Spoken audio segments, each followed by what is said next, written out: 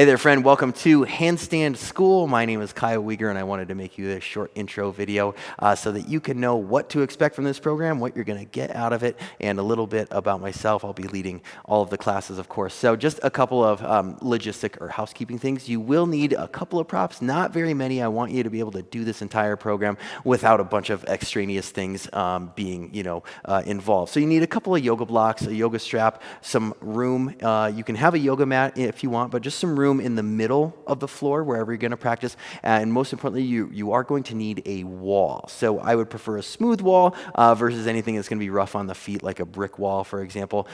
If you need to move some things off the wall, decorative things like art, make sure you just have access to a wall where you can slide your feet around.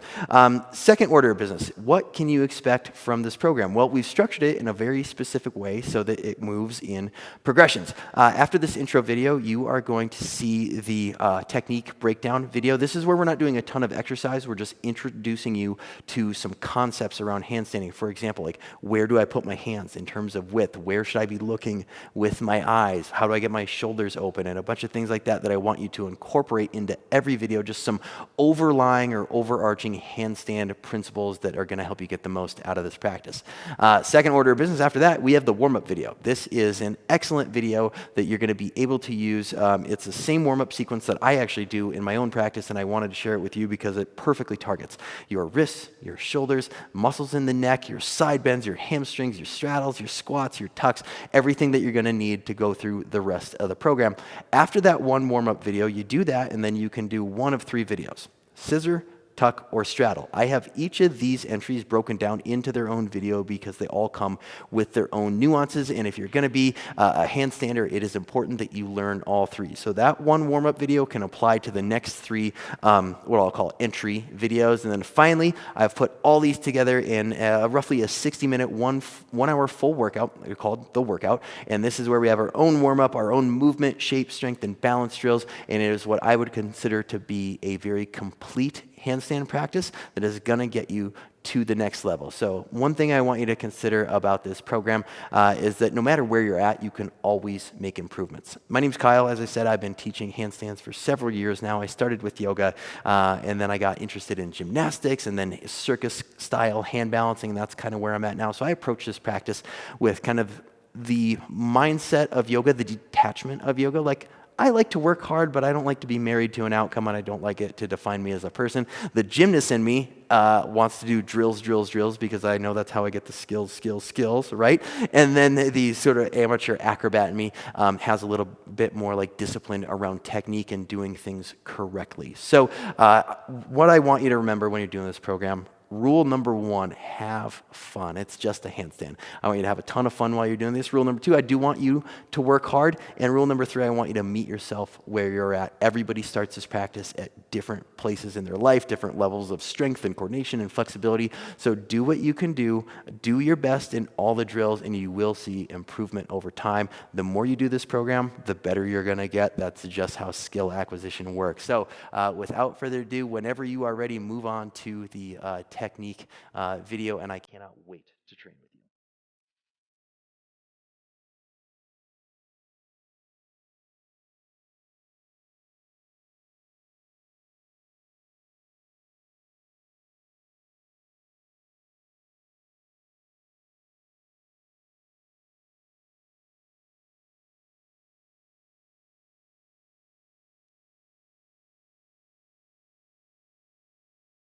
Hey there, friend. Welcome to Handstand School. My name is Kyle Weger, and I wanted to make you this short intro video so that you can know what to expect from this program, what you're going to get out of it, and a little bit about myself. I'll be leading all of the classes, of course. So just a couple of logistic or housekeeping things. You will need a couple of props, not very many. I want you to be able to do this entire program without a bunch of extraneous things being, involved. So you need a couple of yoga blocks, a yoga strap, some room. You can have a yoga mat if you want, but just some room in the middle of the floor wherever you're going to practice. And most importantly, you are going to need a wall. So I would prefer a smooth wall versus anything that's going to be rough on the feet, like a brick wall, for example. If you need to move some things off the wall, decorative things like art, make sure you just have access to a wall where you can slide your feet around. Second order of business, what can you expect from this program? Well, we've structured it in a very specific way so that it moves in progressions. After this intro video, you are going to see the technique breakdown video. This is where we're not doing a ton of exercise. We're just introducing you to some concepts around handstanding. For example, like where do I put my hands in terms of width? Where should I be looking with my eyes? How do I get my shoulders open? And a bunch of things like that I want you to incorporate into every video, just some overlying or overarching handstand principles that are going to help you get the most out of this practice. Second order of business after that, we have the warm-up video. This is an excellent video that you're going to be able to use. It's the same warm-up sequence that I actually do in my own practice, and I wanted to share it with you because it perfectly targets your wrists, your shoulders, muscles in the neck, your side bends, your hamstrings, your straddles, your squats, your tucks, everything that you're going to need to go through the rest of the program.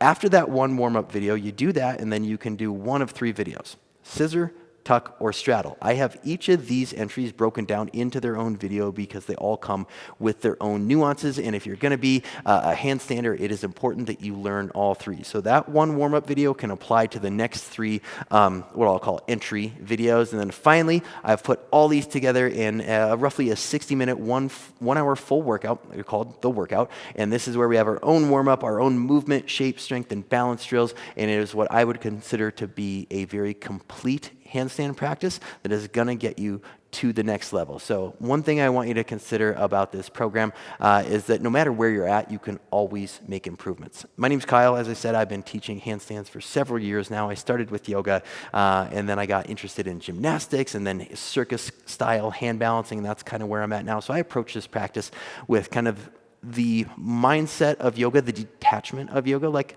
I like to work hard, but I don't like to be married to an outcome, and I don't like it to define me as a person. The gymnast in me wants to do drills because I know that's how I get the skills, right? And then the sort of amateur acrobat in me has a little bit more like discipline around technique and doing things correctly. So what I want you to remember when you're doing this program: rule number one, have fun. It's just a handstand. I want you to have a ton of fun while you're doing this. Rule number two, I do want you to work hard. And rule number three, I want you to meet yourself where you're at. Everybody starts this practice at different places in their life, different levels of strength and coordination and flexibility. So do what you can do your best in all the drills, and you will see improvement over time. The more you do this program, the better you're going to get. That's just how skill acquisition works. So without further ado, whenever you are ready, move on to the technique video, and I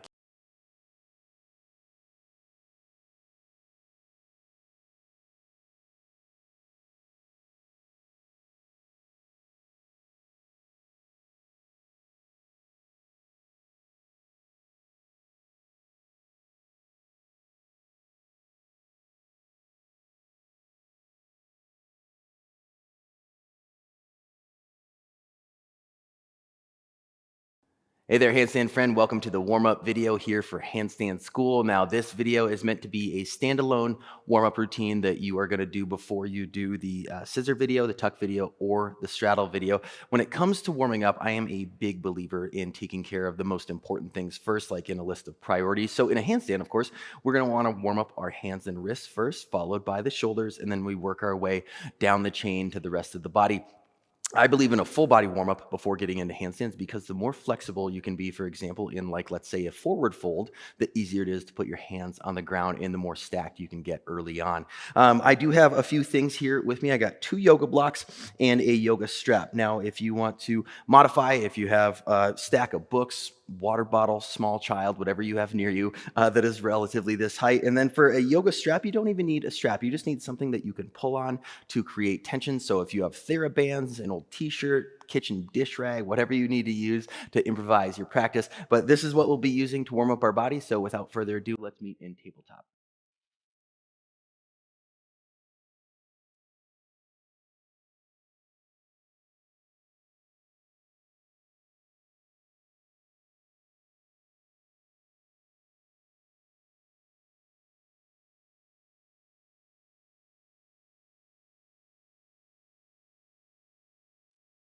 All right, so starting in tabletop with our hands in handstand position, leave your blocks and strap just somewhere where they're going to be handy here for you, no pun intended.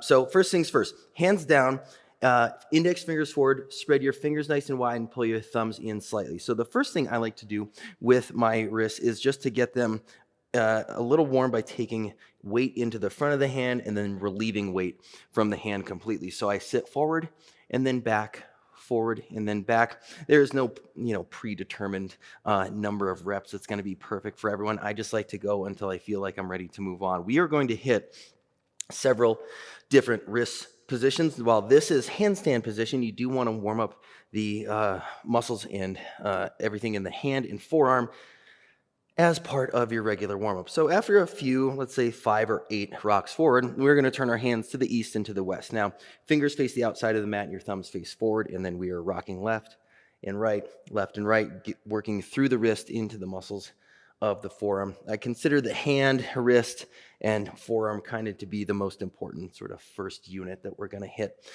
inside our handstand practice. Now we're going to do the opposite. We're going inside. And this is one where we're going to start to involve ridge walks. Now, a ridge walk is where we walk up onto the metacarpal ridge. That is the place where all the fingers meet. So as you move over to the left, lift the heel of the right hand. You could hear my fingers pop there. That's not a bad thing. That is, for my anatomy nerds, that's what's known as a cavitation. That is a gas leaving a liquid. In this case, it is the gas of nitrogen leaving the liquid of synovial fluid inside my fingers. And yes, you can pop your knuckles as much as you want, and it won't hurt you. There was a man at Harvard who did one hand for like 65 years. Absolutely no anatomical difference after 65 years of imbalance. All right, inside out dorsiflexion, second favorite stretch. This is where your inside of your wrist face forward, fingers face you, and then your thumbs face back. Now, you're going to want to put your knees to a place where it's comfortable, and you can put a decent amount of weight in the hands, but yet sink your hips back, and then, oh, there it is. Start to feel this in the lower forearm wrist area for sure. And then after wrists, I say it's my favorite. This might be your least favorite to start. It's called palmar flexion. It's the opposite. So if you think in yoga and handstanding, for sure, everything is dorsiflexion. This is handstand, it's plank, it's up dog, it's down dog, it's chaturanga. It's literally every position in your yoga practice. One that we don't get enough of is palmar flexion. So I like to start off nice and light. Elbows bent, that's fine. Just a little bit of pressure in the hands. You can put more pressure in the hands by turning the eyes of the elbows forward and straightening. Now, over a long enough timeline, this is going to become your absolute favorite wrist stretch, I promise. After you spend a lot of time on your hands at the wall or freestanding, you need to give your body the balance of going the other direction. If you want to make this harder, now please take this one with a grain of salt. You can scoot your feet back, making your lever longer, meaning it's heavier. And then over a long enough timeline, you would come into this. If this is a new move for you, I would definitely not recommend this on the first try. It does take some conditioning, but as your hands and wrists get stronger, you will be able to put more weight into them from just about every direction. All right, slowly roll off joint by joint by joint. Put all 10 fingers interlaced to the webbing, forearms together, wrists together, and then start to rotate your hands in a figure 8 pattern, a little bit of movement after all that stretching. Now, the grip that you took without me asking you to, and the direction you took without me asking you to, is known as your dominant side. So release, switch, and then switch direction. This one takes a little bit of brain power because that's very abnormal. It's kind of how you brush your teeth in almost the same pattern every single time. All right, shake out the hands. We're going to be moving on to shoulders. This is where we're going to grab our yoga blocks. Yoga blocks are nice because they come at 3 heights: baby bear, mama bear, papa bear, and you get to be Goldilocks in this particular metaphor. So I like to go into passive shoulder flexion before I do anything active. Passive simply means I am letting gravity take care of business. So I'm going to turn these to the tall height. You turn yours to whatever height you need.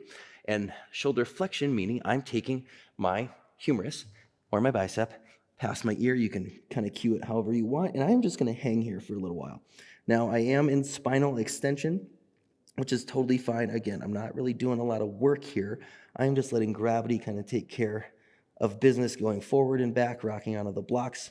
And we will I'll start to make this a bit more of an active pose here momentarily, I promise, but for the time being, this is my go-to number one. When I say number one, I mean number one in order. This is my first shoulder stretch I always do.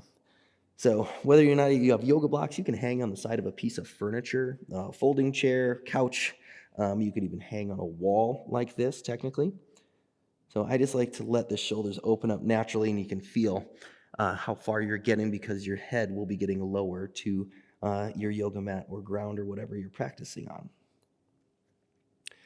All right, so we are going to start to activate this a little bit. If you haven't seen this before, I want you to take a look at your monitor. We are going to kind of do the opposite of this. We're going to press down into the hands, dome the upper back like hollow body, and then again curl the tailbone. So this would be more of an active handstand. This would be kind of the banana back. So we're going to start to feel the contrast between the two for 10, 9, 8, 7, 6, 5, 4, 3, 2, and 1. Perfect. So we're going to remove one yoga block to the side and keep one handy here. Again, no pun intended. I like the long width of the yoga block because it mimics, at least in my body, almost that ideal width. It might be a little narrow, but very simply here, we're going to lay down, and I am going to lift that yoga block off of the mat. Be cautious to not turn this into a back bend. I know the sort of path of least resistance is to lift up into a back bend. So here's maybe what you might want to avoid, this, and then here's what you may want to do. So as long as we are clear on those two things, this is going to get pretty active pretty quickly. So from this position, this block is going to get really heavy. Number one, it's far away from me. Number two, I'm going into a very unnatural hang of my arm, but I do want to strengthen the rear part of my shoulder so that I can find that strength in a handstand. Here we go. 10, 9, 8, 7, 6, 5, 4, 3, 2, 1. Release. Grab your second yoga block, and we are going back into our second passive hang, and you will notice that you do have quite a bit more space. So my main ethos here is to drive blood flow to muscle and then stretch said muscle like this. Yes, and I can already tell now this round I can get my head almost to the ground, so we'll be here for about 30 seconds working on opening up the shoulders.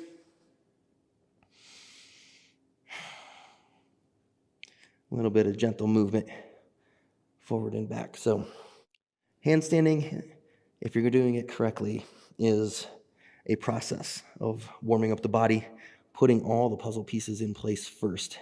It's not putting your hands on the ground and then chucking your feet in the air and hoping you catch balance. There is a very smart way to warm up for this practice to put you in an ideal position. Last 3, 2, 1. Go ahead. Oh, crawl on out. We're going to go in just a real basic neck stretch here. So here's what I want you to do.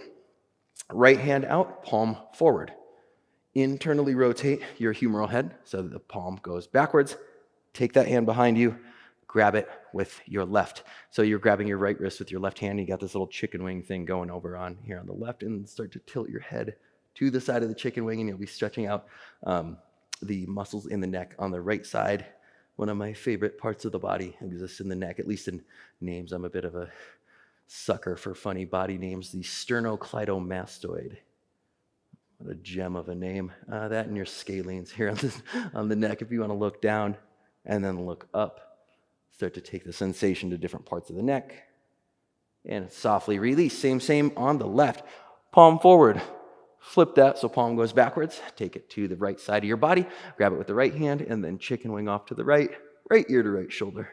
And then down and up we go a couple times. Gentle neck stretch. Your neck does get a lot of work in your handstand if you think about how it connects to your trapezius. All right, soft release. We're going to move down into the hips. And one of my favorite ways to open up the hips is a passive frog squat. So if you need to sit on a yoga block here, that's fine. I would highly encourage you to just let the hips sink, and we're going to rock around from the front of the foot, outside of the foot to the heel. The reason I like this one so much is simply because we have flexion at the ankle, we have a bend at the knee, we have a bend at the hip. So kind of get a 3-for-1 sale with this one stretch.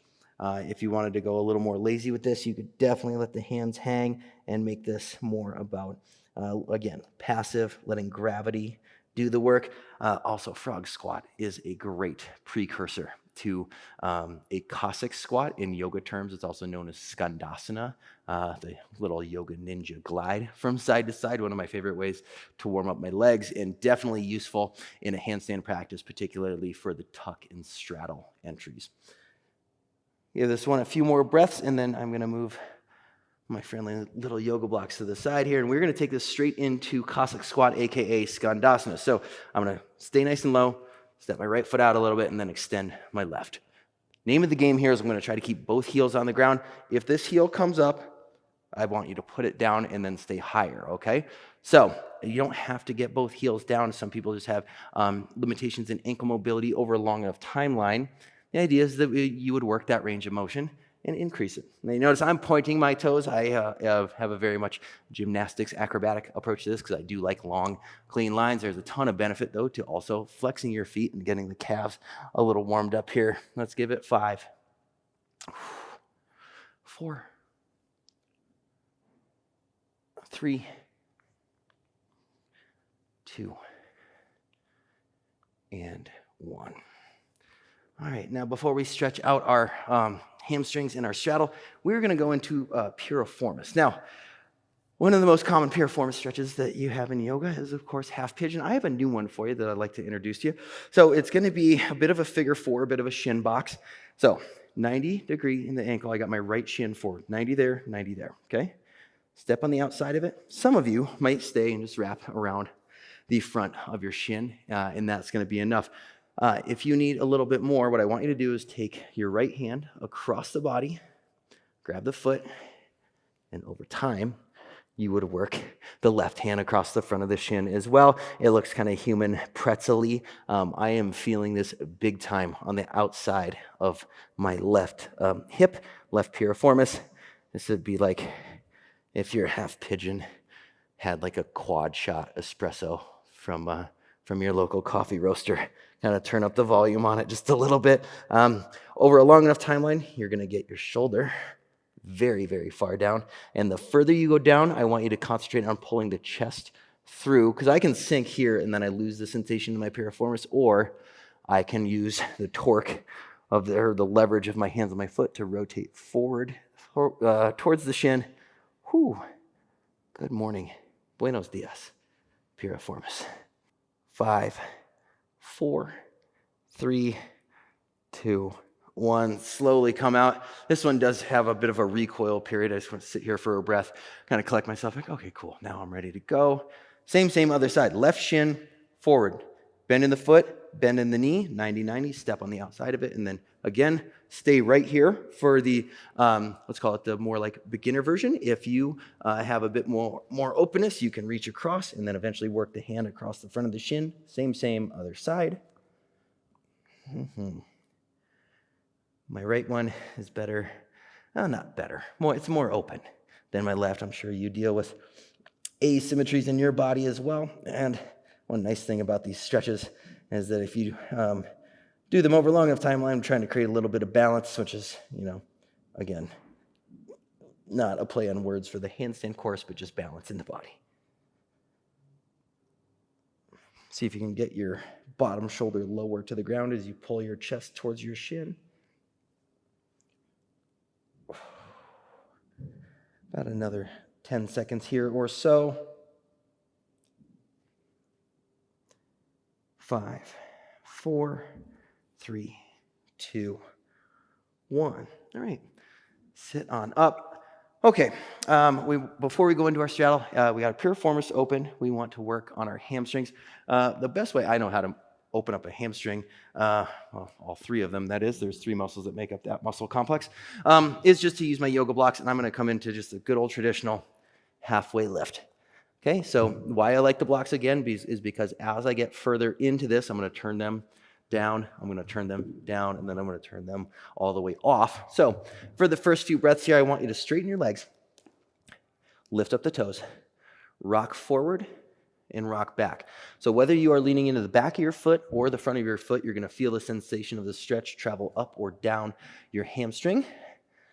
What are those muscles? Biceps femoris, semitendinosus, semimembranosus, and I can't tell you which is which. All I just know is the bicep one is the big one. So think of stretching like right in the middle, like the belly of the hamstring. If you're feeling good here with your yoga blocks on the top, see if you can go middle level, flat palm to that. We're going to get used to putting our hands on the ground in a flat palm version and handstand hands. It's just a good habit to get into so that no matter where you're at, you can, whether you're coming in from scissor entry, tuck, straddle, cartwheel, press, whatever it is, your hands are always just used to hitting the ground and being ready to push. All right, I am going to move mine to the small level, baby bear here, and continuing with the Goldilocks metaphors, rocking forward and back, and I'm feeling pretty good, so I'm going to move these all the way out, try to maintain a straight spine and put my hands on the ground. Last 5, rock around, 4, 3, 2, 1. Go ahead and grab a quick little squat. Now, let's talk about one of the most important stretches you're going to do in your handstand practice. You're going to be doing this a lot if you train with me, and that is straddle. So it is this, right? So you think of wide with the legs, sit tall with the chest. What I see too often is people want to reach forward and they end up doing this number. Not so good. So we're going to stay here for a while because the more you sit in it, the more it's going to open up. I like to point my toes in my straddle. I like to pick my pelvis up, scoot forward and get as wide as I can, and then I will just start off at like 10% capacity. I'm bouncing forward with my chest, going towards the middle.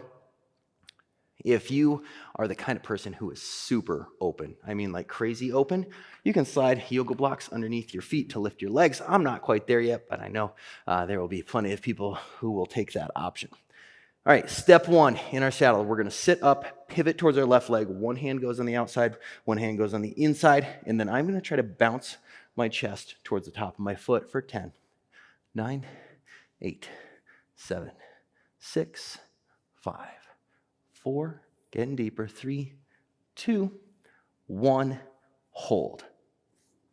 See if I can grab for the foot and start to pull.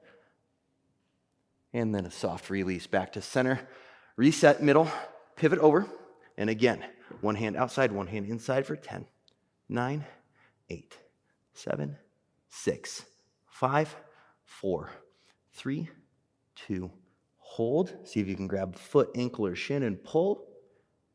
3, 2, 1. Now, we're going to take this towards the middle. What I want you to do, cross your hands over your chest and try to activate the pecs, the arms, everything squeezing in and pull your belly in. So we're going to do a little bit of recruitment work here, and we go forward for 10, 9, 8, 7, 6, 5, 4, 3, 2, 1. Hands behind the bed, or behind the head, elongate the spine, get as long as you can, and see if you can get your chest nice and low to the ground, and then slowly sit up. Keep your straddle. We have 2 more moves in the straddle position, and they are side bend left and side bend right. So it's very easy when you're doing lateral flexion of the spine or side bending to let everything fall towards the middle. What we want to keep, just like we did in our piriformis stretch, is chest forward.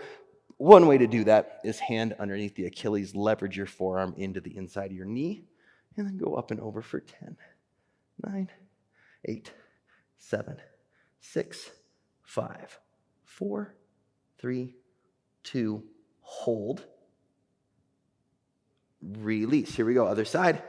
Set it up, right hand underneath the Achilles, knee into my elbow there, and then up and over for 10, 9, 8, 7, 6, 5, 4, 3, 2, hold.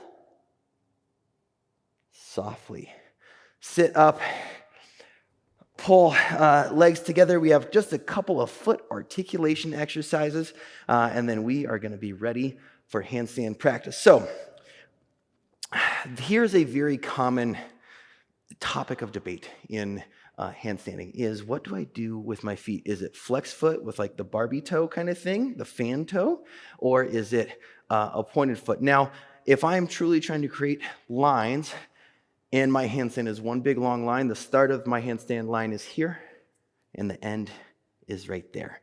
So I do a lot of work with, well, you're not going to believe this. I'm not a trained ballerina, by the way. Shocking, I know. But I do a lot of work with ballerinas. I just love the way they move, the way they flow, the grace and poise that they carry themselves with. And a lot of that has to do with how articulate they can make their feet. So we're going to start on the right. It's going to look like this. I'm going to go into dorsiflex, demi-point, point. Curl all the way back, dorsiflex, demi-point, point. Okay, so we're going to do 5 on each. If you cramp, I want you to come back and uncramp it manually by either grabbing your foot and pulling it, or same, you just do it with the muscles. So cramps in the feet are normal when you first start handstanding if you're not used to pointing your feet. A cramp necessarily isn't bad. It's just neurologically, your brain says, hey, we don't really understand what's happening right now, so we need to send signals to the body. All right, so right foot first. Dorsiflex, demi-point, point, pull it all the way back, curl, uncurl. That's 1, 2, 3, 4, 5, done. Left foot, here we go. 1, 2, 3, ooh, popping, 4, and 5.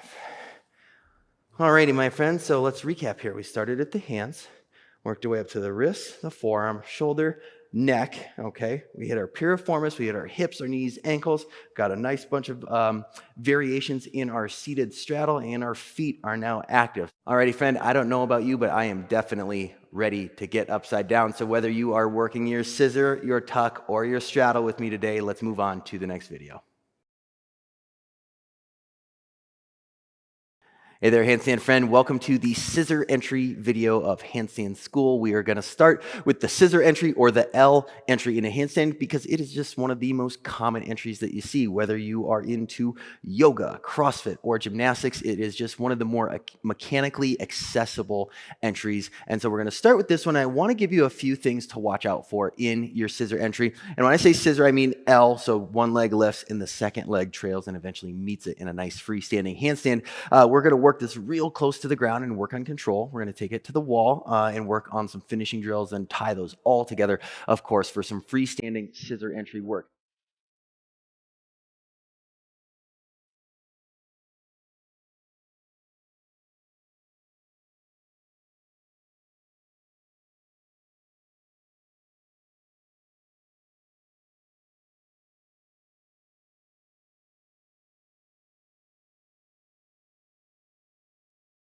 One big thing I want you to think about in the scissor entry into handstand is that most people assume that they have to jump really hard off of the bottom leg. Like you have one leg lifted, one leg's on the ground, and that leg that's on the ground is propelling them up.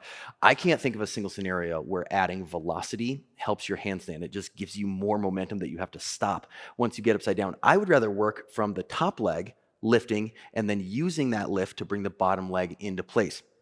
The other thing is the way that you start this is going to be super important. This will translate across all 3 entries, scissor, tuck, and straddle. So for example, when I put my hands on the ground to handstand, I am entering it with a purpose, with intention. I put my hands down first in handstand hands. We've already covered that. And then I get my leg lifted. What I want to avoid is, this is really common. I can tell someone had like a tumbling background. If I say, all right, it's time for handstand, and they go, and they throw their hands up, and then they chuck it down like that. So let's move slowly and on purpose. Layer number 1 of learning the scissor entry is going to be the most basic. Hands down, and then you are going to lift a leg, put weight into the hands, and then switch, okay? You can do this like this, but you notice I don't have weight in my hands. My shoulders aren't stacked. I'm not really doing work. So lean forward, push up, lift 1, 2, 3, 4, 5, and pause. So if you were doing those with tension in the shoulder and in the belly, that would be enough to probably get your heart rate up. Now we're going to start to take a leg off of the ground in the same manner. The biggest thing I want you to think about here is the following principle. The amount of control that you set your leg down with supersedes the height that your top leg goes. Said another way, I don't care how high you can kick. Most human beings have legs that are strong enough to throw their body in the air. I care how softly you can land. If I hear a lot of physical noise, like if I hear like auditory noise with my ear, meaning I can hear your foot hit the ground, that usually means there's a lack of control somewhere. So this drill comes in different layers. Layer number 1, I will give you a degree of percentage. If full handstand, start to finish, straight line from hand to toes is 100%, what if you did 10% of that movement? It might look like this. I lean forward, jump, set it down. That was maybe even 5%, something super small, but I control it. One example of being out of control is real fast, come down, legs are bent, you can hear me flop all over the ground. That is not what we want. We want to dial in control. So you can do the leg switch version, or you can do the same leg version.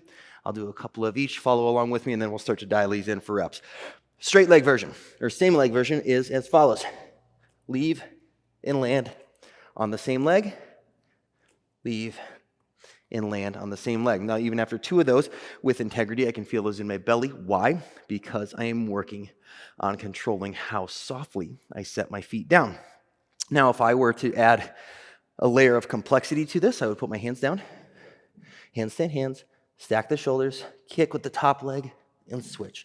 Notice you can't hear my legs hit the ground because I'm being very deliberate.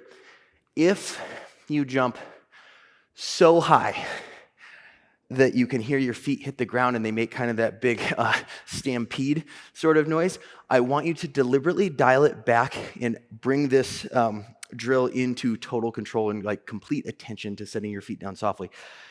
I don't know who's responsible for the quote, but it's something I reference constantly in my training. Anyone who can do an advanced skill can do the basic things brilliantly. So when I watch some of my coaches who are literally in the circus for hand balancing, when they just do their simple scissor kick to handstand, it's like one of the most beautiful things I've ever seen, even though they can do things that are way more complex than that. So I want you to take the next few reps of these, and I'm going to do a few of each with you. And I want you to be incredibly brilliant about doing the basics, okay? So we're going to do 5 in the same leg version, and then 5 in the switch leg version. So follow along, pick your lead leg, hands go down into handstand hands, lift a leg, 1. That's it. That's all we're working. Press in the shoulders, 2, 3, 2 straight legs, 2 pointed feet, 4, 5. Okay? So take a little breather, and now for this next set, I want you to stay exactly where you're at with the lift and set down, or if you feel like you're ready for something a little more challenging, I want you to move your legs in the air past each other and land on the opposite foot of what you just went up. 5 of them in sequence might look like this. 1, 2, starting to add a little height. 3, 4, and 5. All right, come on down. Take a little breather. I like to do palmar flexion in between sets. Just because you warm up in the beginning of your practice doesn't mean you stop keeping your wrist healthy and conditioned. So a few sets of those. I will usually warm up with what I just did, exactly 1 of 5 and 1 of 5 of the more advanced version before I move on to finishing drills, which are going to take place at the wall. So without further ado, find some wall space and let's meet over there.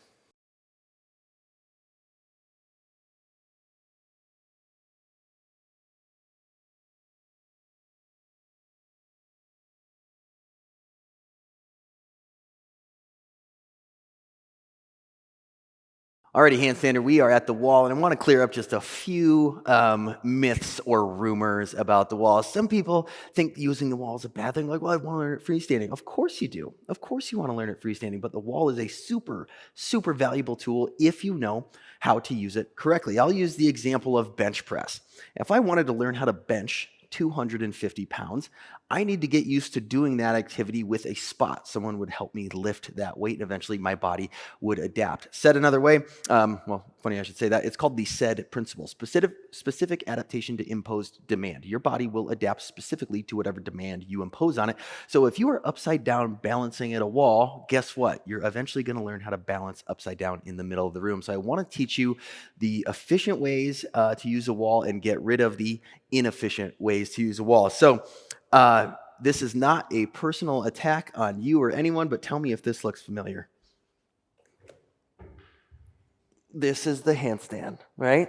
Not so good. We're not really practicing shape or balance or any kind of movement integrity.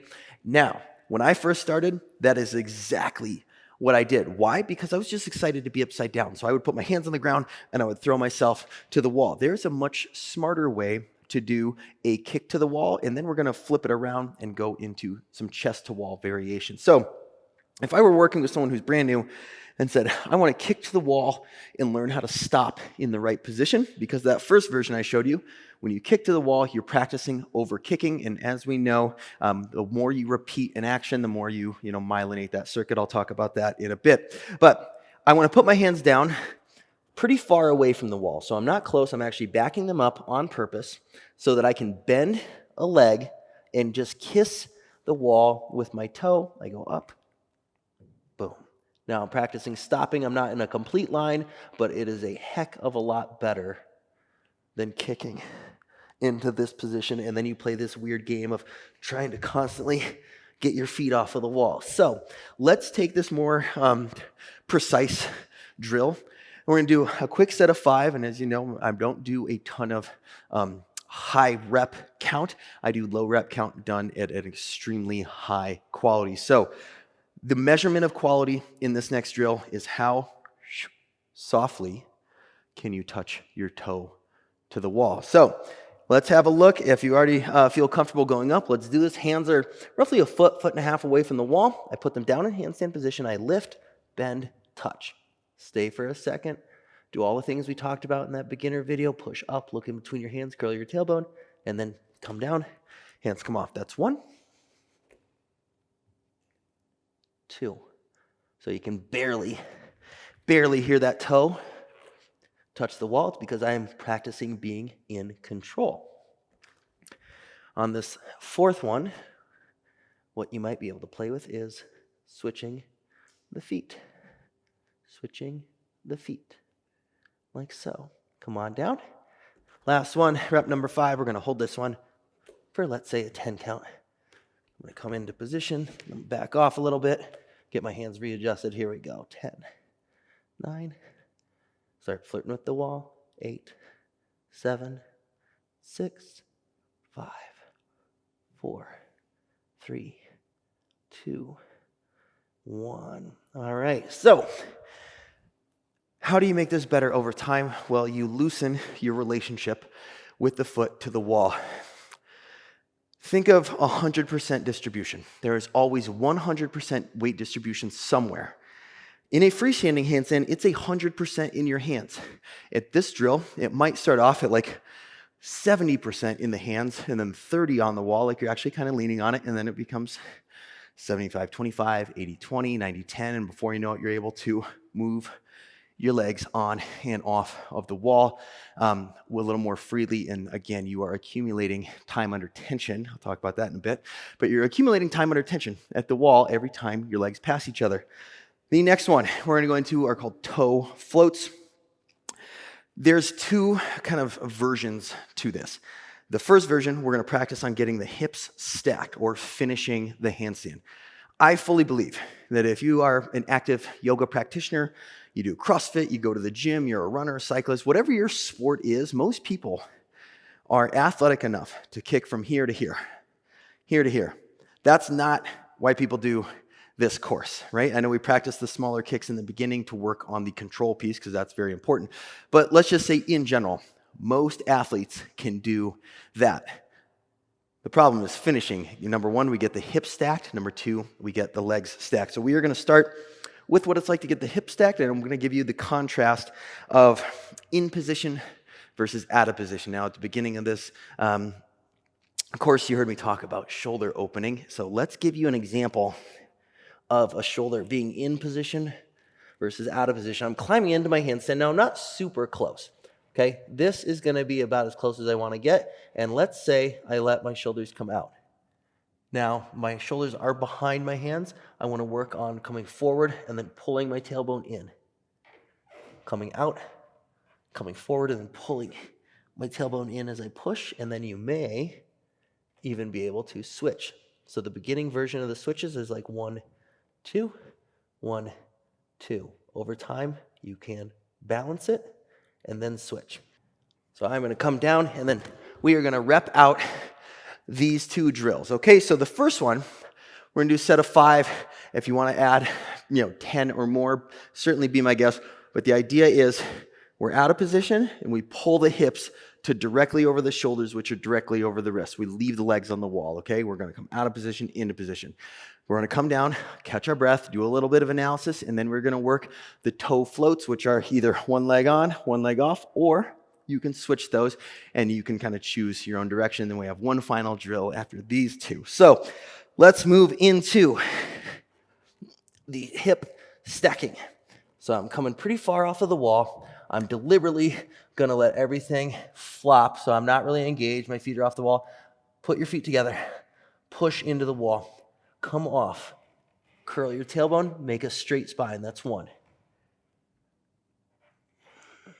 2. 3.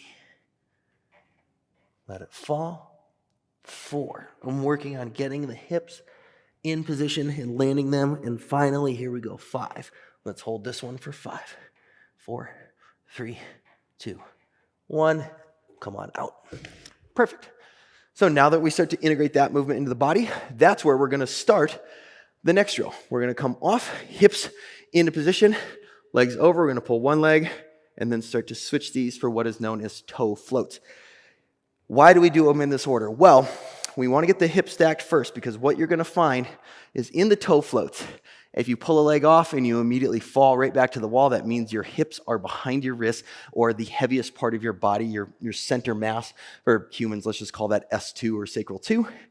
That's going to be behind you. Once that gets over you, then the hips become light and you get to manage the legs with a lot more control versus kind of this, again, weight distribution where I'm having a lot of weight on the wall versus little weight in my hands. So I'm going to go up. We're going to do 10 leg switches before we go into dynamic L. These switches are going to be 5 on each leg. And again, I want you to see how softly you can touch the wall with the top of your toe or foot. All right, friends, let's move into this. So I'm going to come, let's do 1 rep of that last drill. I'm halfway out. I come out of position, know the contrast. I come into position. Now this drill involves here. If I wanted to, I could put that leg back on and then move the other one at a time, and you're totally at liberty to do that. Or we can start to switch and float them through the air. 3, 4, 5, 6, 7, 8, 9, 10. Both legs on, crawl out, hop down. So that time, like 2 ships kind of passing in the night, when your leg is going past and one's touching the wall and the other's free, and then they go past each other again, one is on the wall, one is free. Guess what? That moment where your legs are passing each other, you are doing a handstand. You're freestanding in balance while dynamically moving your legs. So take just a little bit of a rest, stretch out your wrists if you want. Before we go into this next one, I'm going to explain what's going to happen. We're going to take the 2 things we just did, but instead of doing them this close to the wall, we're going to do them this close to the wall or this far away, called dynamic L. So this is quite literally the finish to the scissor kick handstand. If you can kick from here to here, no problem. You can kick from here to here. The finish is from here to here. I'm a huge believer in isolating the deficiency and then performing the deficiency or practicing the deficiency. And when I say deficiency, I don't mean that in a bad term. I just mean the part of the practice that is the hardest, which is in L handstand, you kick and it is finishing, right? So why not just make that its very own drill? We're going to crawl nice and far away from the wall. We're going to have our legs in an L, and then you're going to see if we can float one off and float one on exactly how we just did with the toe floats, but it's going to be a much bigger range of motion in this case. So follow along with me. I'll do, actually, I'm going to do one quick demo just so you can have the visual of what I'm talking about, and then we are going to work this one together. So my hands are a little further out, and you might have to work with the spacing. I'm going to see if I can get a leg fairly stacked, okay? Now, if I'm out of position, it looks a little like this. Again, shoulders are back, and then I'm constantly playing this game where I'm just on the wall and I'm hopping off the wall. That's not going to get you very good at handstand. What is going to get you good at handstand is pushing your edge, curling on the tail, finding balance, and floating. So those are pretty light for me because I can balance on my hands. If you're new to this, I want you to put one leg on, one leg off. One leg on, one leg off. Okay, so that is the drill. Dynamic L.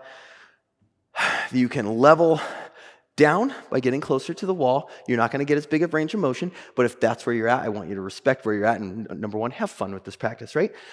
If you can get the full way out, we are going to see how many switches we can do. Once you become a freestanding handstander, you would start to do these with no wall. That's a whole separate chapter, but just know that all of this has layers.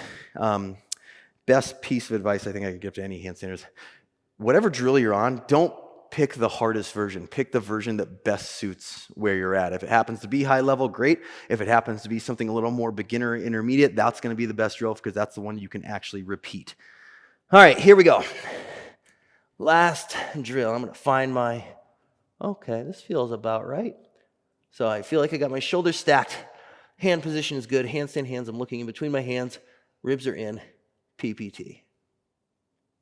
1. Ooh, hello, Kyle. 2,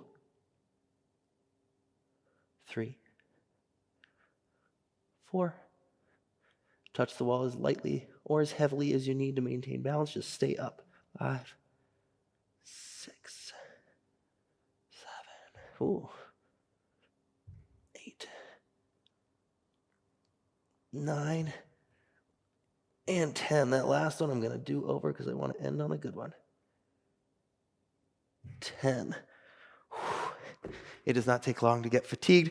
Some of those I was kind of freestanding, like kind of ghosting the wall. Some I got a little heavier. Some were somewhere in between. So the more you can add consistency, and by the way, I do this all the time, and even after 10 of those, you can tell I'm breathing hard. So if you at home are like, man, this is a lot of work. Yes, it is, and it's meant to challenge you, and it's meant to get you better. So let's recap. We have kick to the wall, soft touch.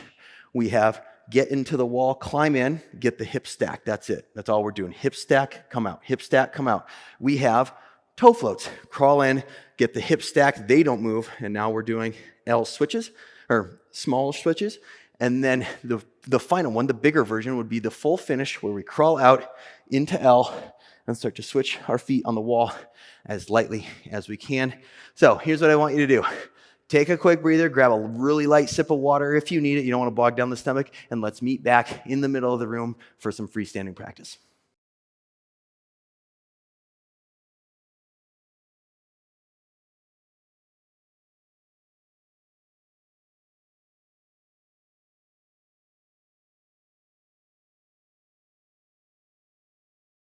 Alrighty, friend, back in the middle of the room for freestanding practice now.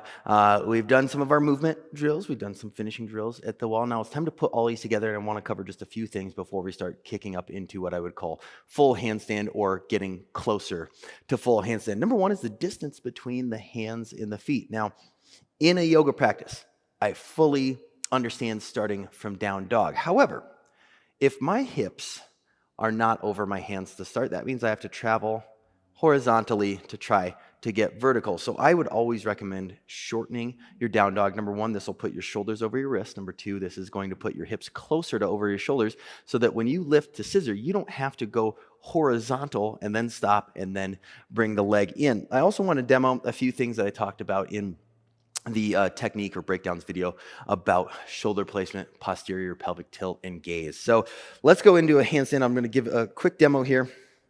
So if I put my hands down, and let's say I'm in down dog, and I'm like here, and I lift, if I want to get to a handstand from here, I really have to go forward and then attempt to stop all that body weight in the middle of the air. Oh, and by the way, I have to balance that at the same time, which is tough. So what if instead of my hands up here, I get my hands back here and then step in, I lift a leg, and not using a ton of velocity when I kick, rather I'm going to try to be smooth.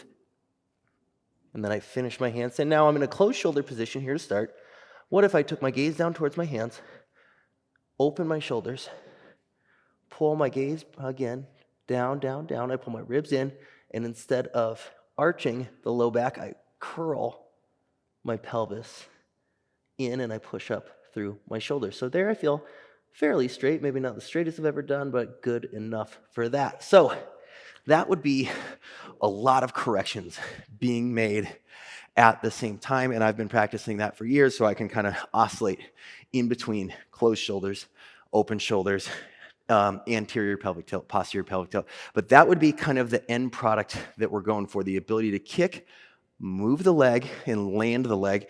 The other way I've heard this put before, probably one of the best, the best metaphors before we start moving, I want you to think about, and this was a gifted to me by a very talented hand balancer. He said, think about how you park a car in a garage. When you come off the interstate, you're doing 80, 75, 60, you're going fast. And then you hit like the outskirts of town, you slow down to 50, usually you see that sign for 45 miles an hour, and then maybe you hit residential or a school zone, and now you're doing 20 or 15. And then when you park your car into your garage, you go 10, 5, 3, 0. It's not 80 miles an hour into the garage and then slam on the brakes. But that's how a lot of people want to handstand. They kick with a ton of velocity and expect to be able to stop in this perfect position, which is exactly why we worked on those control drills in the beginning, being able to lift a leg and set it down softly. As you do those more, the muscles in the belly develop, your equilibrioception develops, which is your sense of balance, kind of like proprioception, but for your hands. And so you begin to be able to finish versus the wild kick up and then try to dial it in. I would rather get you to a point of being able to kick and stop in the correct spot than over kick and have to make 5 or 6 corrections upside down. Long term, it's going to be a much better way for you to practice. So that said, we have 2 sets of 5 entries. 2 sets of 5 entries done well is far better than a set of 100 done poorly. That I can promise you. So we are trying to get to whatever your best effort is, whether that's 10%, 50%, which would be like kind of halfway up, or all the way to 100 where you hit your scissor handstand. I want you to get to wherever you can get and set your feet down softly. So here we go. Freestanding practice with the intention of balance. 1. Come on down. Okay. 2. Ooh, caught it in the shoulders. Fix, fix, fix. If you're not catching quite as much balance like there, I'm holding it on purpose. What if you can get to fight, and then come right back down? So a little bit of a sliding scale here. We got 2 more. Kick, finish. Maybe even switch the legs. Or, once again, we'll do the last one a little bit shorter level. Kick, switch, come on down. So set number 1. Your path to proficiency in handstand is super simple. The frequency with which you practice, the quality of the reps you do, and then the third is volume. So if you practice every day, high quality for, let's say, an hour, that is going to be much better than practicing for 5 minutes at the end of a yoga class when you're already fatigued and only doing that twice a week. So what I'm focusing on right now is that middle part of that equation, which is quality of reps. Speaking of which, we have set number 2, freestanding practice. If you absolutely want to be at the wall to do these, I totally get it. Walls are useful, as we just saw. But if you want to learn equilibrioception, your sense of balance, then you want to be in the middle of the room more often. Let's go. 5, hands down. Handstand hands, been here before. Push up through the shoulder. 1, finish. Down. 2, finish. Down. So I'll lighten up the load there. The arrow's going full 100%. If you're closer to 50, it might be right there. Down. There. down. And let's go last one. I'll see if I can get a nice clean handstand. Well, not my cleanest work, but we're getting there. Here we go, 5. Curl the tailbone, ribs in, gaze between the hands, 4, 3, 2, 1, and down. Okay, so let's stretch out the wrists, and I want to talk to you for just a moment about a really important concept called time under tension. That's why we did those movement drills in the beginning, lifting up, holding for a second, and then switching. That's why we get to the wall, so we're able to get time under tension. And then these freestanding ones. Every time you hit a handstand, whether it's for 1 second, whether it's for 3 seconds or 10, or maybe you have a really good day, you got like a 20-second hold, every time you do that, you are putting money, you are depositing to your handstand savings account. I measure almost nothing these days other than time under tension in my own personal practice, whether it's two-handed, one-handed at the wall, whatever it is. I want you to accumulate time under tension.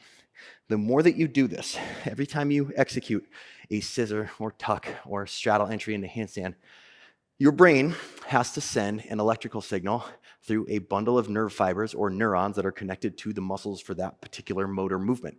Every time you do that, there's this little fatty substance known as myelin that gets laid down over that particular neural circuit. This fatty substance acts as insulation for the electrical signal to move from brain to muscle. So when you myelinate a movement pattern, you are doing it so much that you become proficient at it. When you watch a professional baseball player swing a bat and hit a home run, if you watch Michael Jordan shoot a jump shot, it's almost like they do it unconsciously because they've myelinated that movement pattern so many times. So why do we do this up and down and up and down?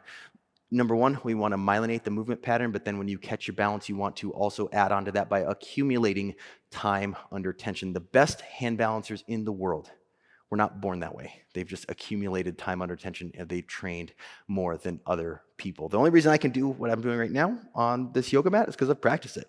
I want to get off of this idea that handstand needs to be on some pedestal, that it's some mystical ability only gifted to like the chosen genetic few. Nothing could be further from the truth. My mom can do a handstand. My mom is 62. She can out handstand most of my friends. Why? She practiced. That's it. And if you're on this video, if you're on this course right now and you're practicing too, and it doesn't feel as natural as you want it to, just know you haven't spent enough time under tension and you haven't myelinated that circuit, which is why you just do these over and over and over. That's all a skill is. Consider the fact, as we close out this video, I want you to consider the fact, everything you could currently do, literally everything, riding a bike, writing your name with a pen, operating your smartphone, you were once unable to do, but you learned how to do it through practice. Handstand is no different. It just looks really cool, so people think it's like I said, some mystical experience when it in fact is not. So if you want to keep going on this video, I would replay it, get back to these drills in the middle of the room, get back to the ones we did at the wall. But if you're ready to move on, we will see you on the next video. All right, handstand friend, let's talk about tuck handstand. Tuck is one of my absolute favorite entries. In your early stages of learning handstand, it might feel heavy, but as you learn the mechanics of tucking up, you actually get to use both legs to enter handstand, which should make it technically easier. So what I'd like to do for you is hopefully in this video, shorten the learning curve that it takes to go from tucking in a seated position all the way to tucking into a handstand position, then extending the leg. So I have a number of drills that I want to do. One of them is going to involve 2 yoga blocks, and I'll explain why we're going to need those. The first thing we're going to do, though, is work on one of my absolute favorite drills called snap tuck.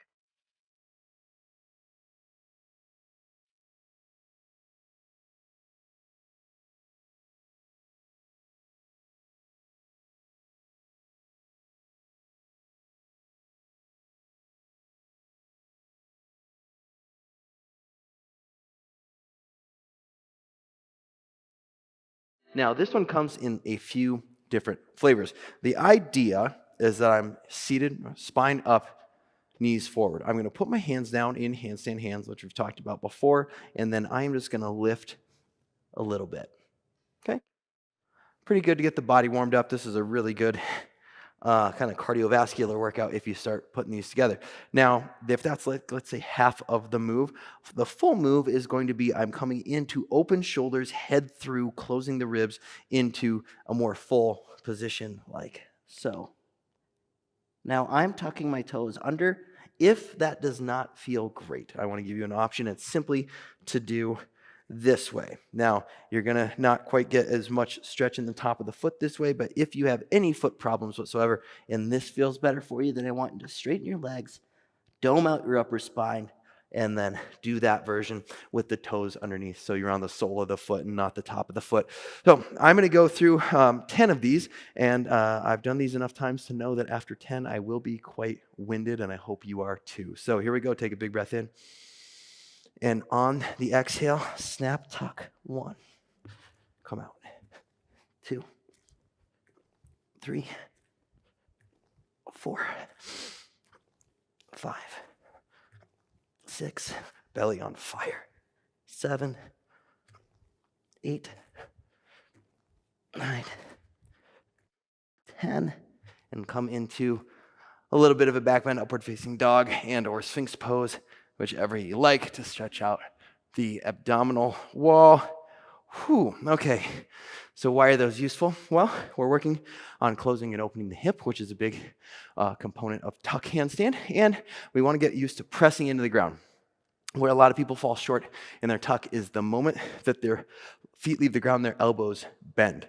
So we want to train the body to do the opposite, which is to push as our hips get higher, which brings me into the next order of business.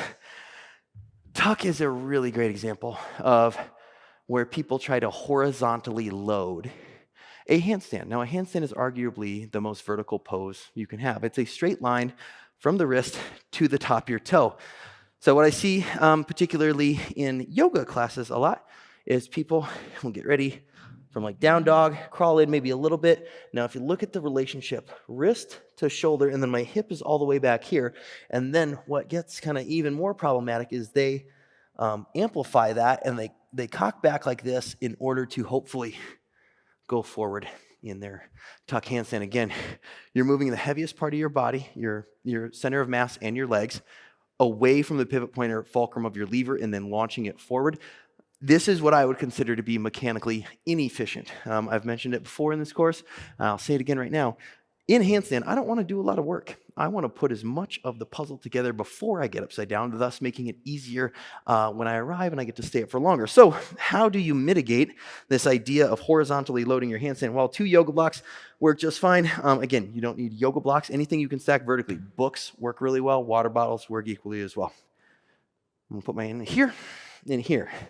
Now, I'm going to work on lifting my feet off of the ground into a tuck entry. If at any point I go too far back, guess what happens? The blocks fall over, and then you know that you are horizontally loading your handstand. So follow along. I'm going to demo 1 or 2 of these, and then we are going to do a set in the middle of the room of just going up and coming down with control, much like in the scissor video of handstand school here in this course. What I want you to do is go up and down with control and very little sound. So up 1,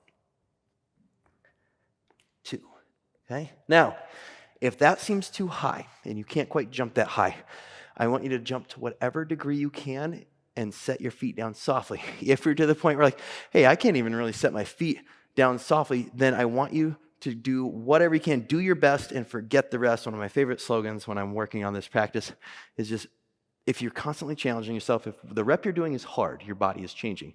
If the rep you're doing is easy, your body might be getting better at technique, but it's not really adapting. So we have 3 sets of 5. We'll take nice little breaks in between. So get your hands set up in front of your blocks or water bottles. Here we go. 1, 2, 3,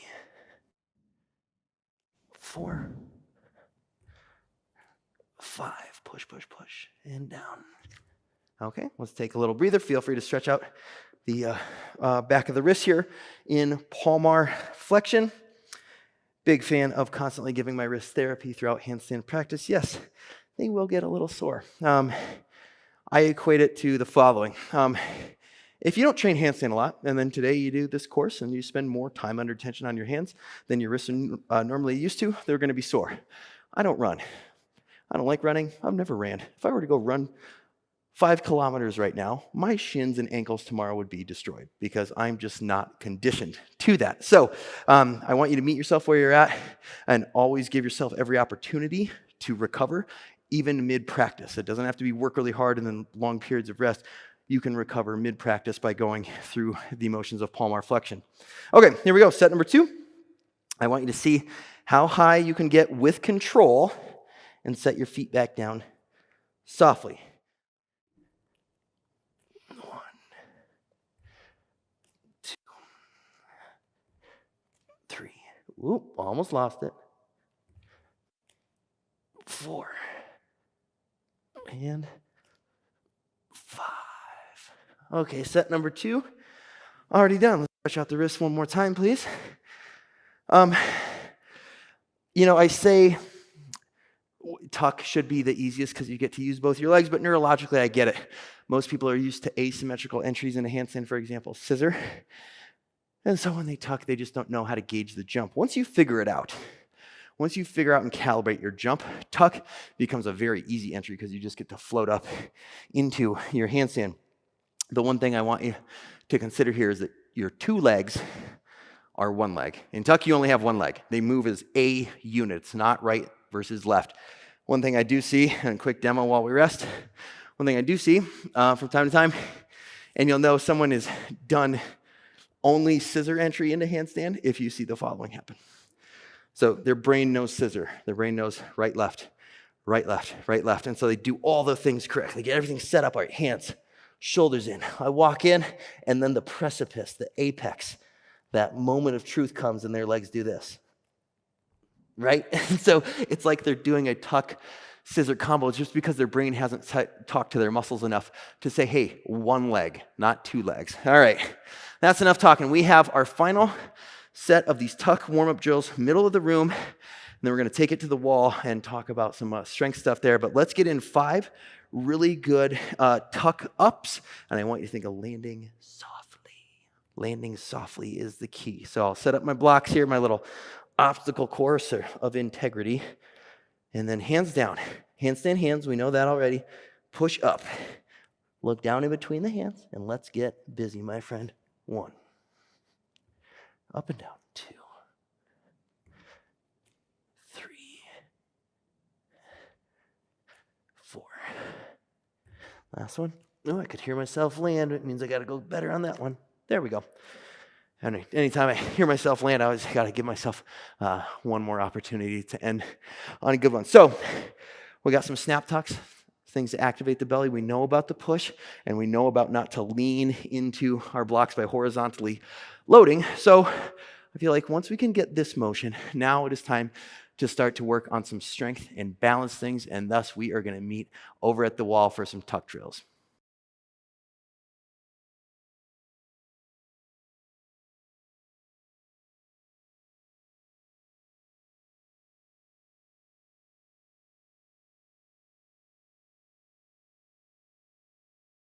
All right, handstand friends, so as you just saw, moving in and out of tuck position requires a little bit different skill than, let's say, a scissor or a straddle, the 2 other entries in this program called Handstand School. And as you might imagine, our tuck drills at the wall are going to look slightly different than a straddle or a scissor entry. So the first thing we want to address in our tuck positions at the wall is the strength component.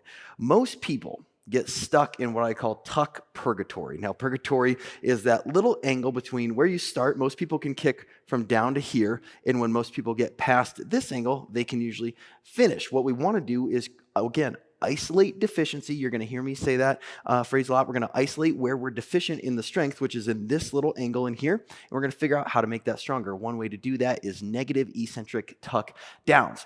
I'm going to kick to the wall. With my back facing the wall, I'm going to slide my feet down. You're going to be doing this with me as well, and my toes will be the only thing on the wall. And as I begin to close the hip and close the heel towards the glutes, I am then going to curl my tailbone and slowly see if I can set my feet down. Now, when you first start doing this drill, it might seem very quick. It's like easy, easy, easy, easy, hard. It gets hard really quickly. As you get more and more control, you can lengthen the amount of time that you are under tension in your negative eccentric tuck down. So hands relatively close to the wall.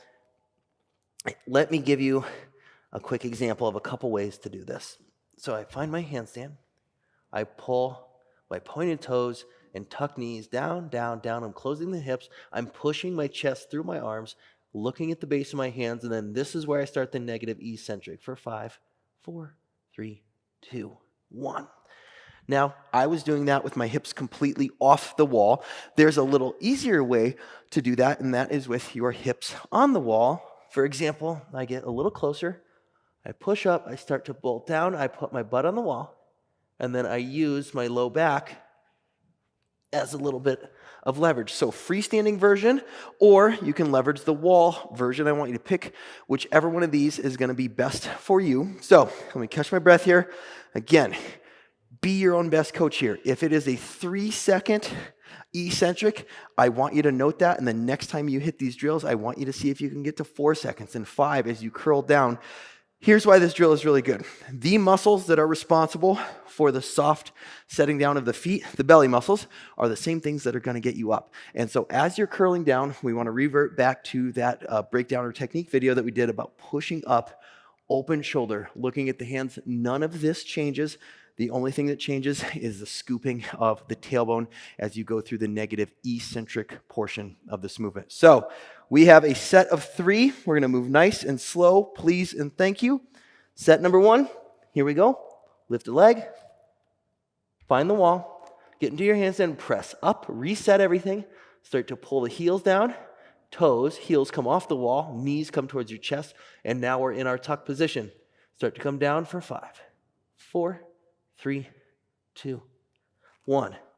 Okay, so that's about the equivalent of doing 100 sit-ups in one little 5-second stint. So that is set number 1. We have a total of 3. Here we go. 3 sets of a 5-second hover. So find your handstand at the wall, curl the tailbone, start to pull down, toes on, knees down. 5, 4, 3, 2, 1.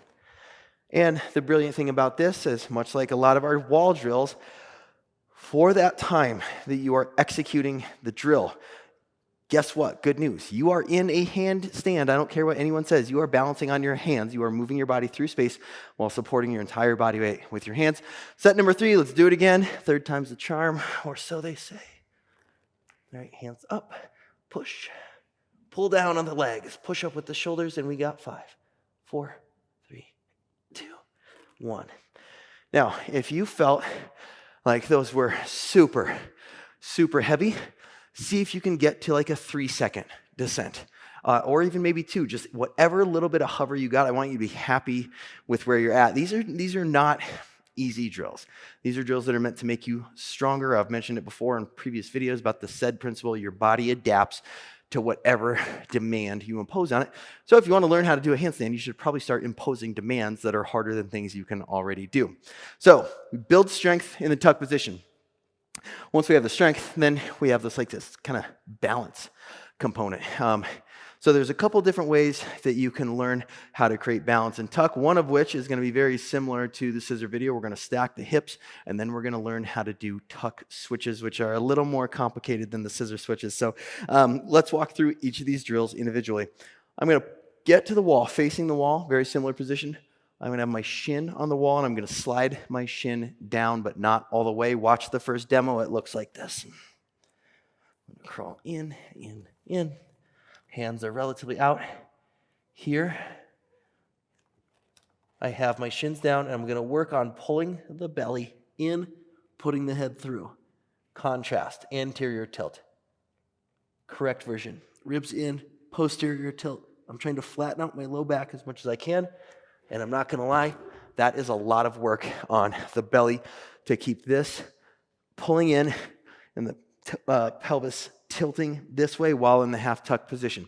So we're going to do 3 sets of 10-second holds, and as you get better with this program, the more you come back to handstand school, I want you to start adding time. This program is meant to teach you how to train, and as you get stronger, you're going to be able to add more volume to your training. So that's going to be the first drill, and we'll save the second one until after this. So 3 sets of 10-second holds, and I want you, during these 10 seconds, to contract everything, and I mean pull everything in. So we are in half handstand position. Tuck the tailbone, pull the legs down, and hold. Belly in. 10, 9, 8, 7, 6, 5, 4, 3, 2, 1, come on down. So that can be a really, you can tell I'm breathing hard. That was only 10 seconds of work. Why was that hard for me for 10 seconds? Because I'm using everything. I'm pushing up, I'm pulling in, I'm turning my tailbone on.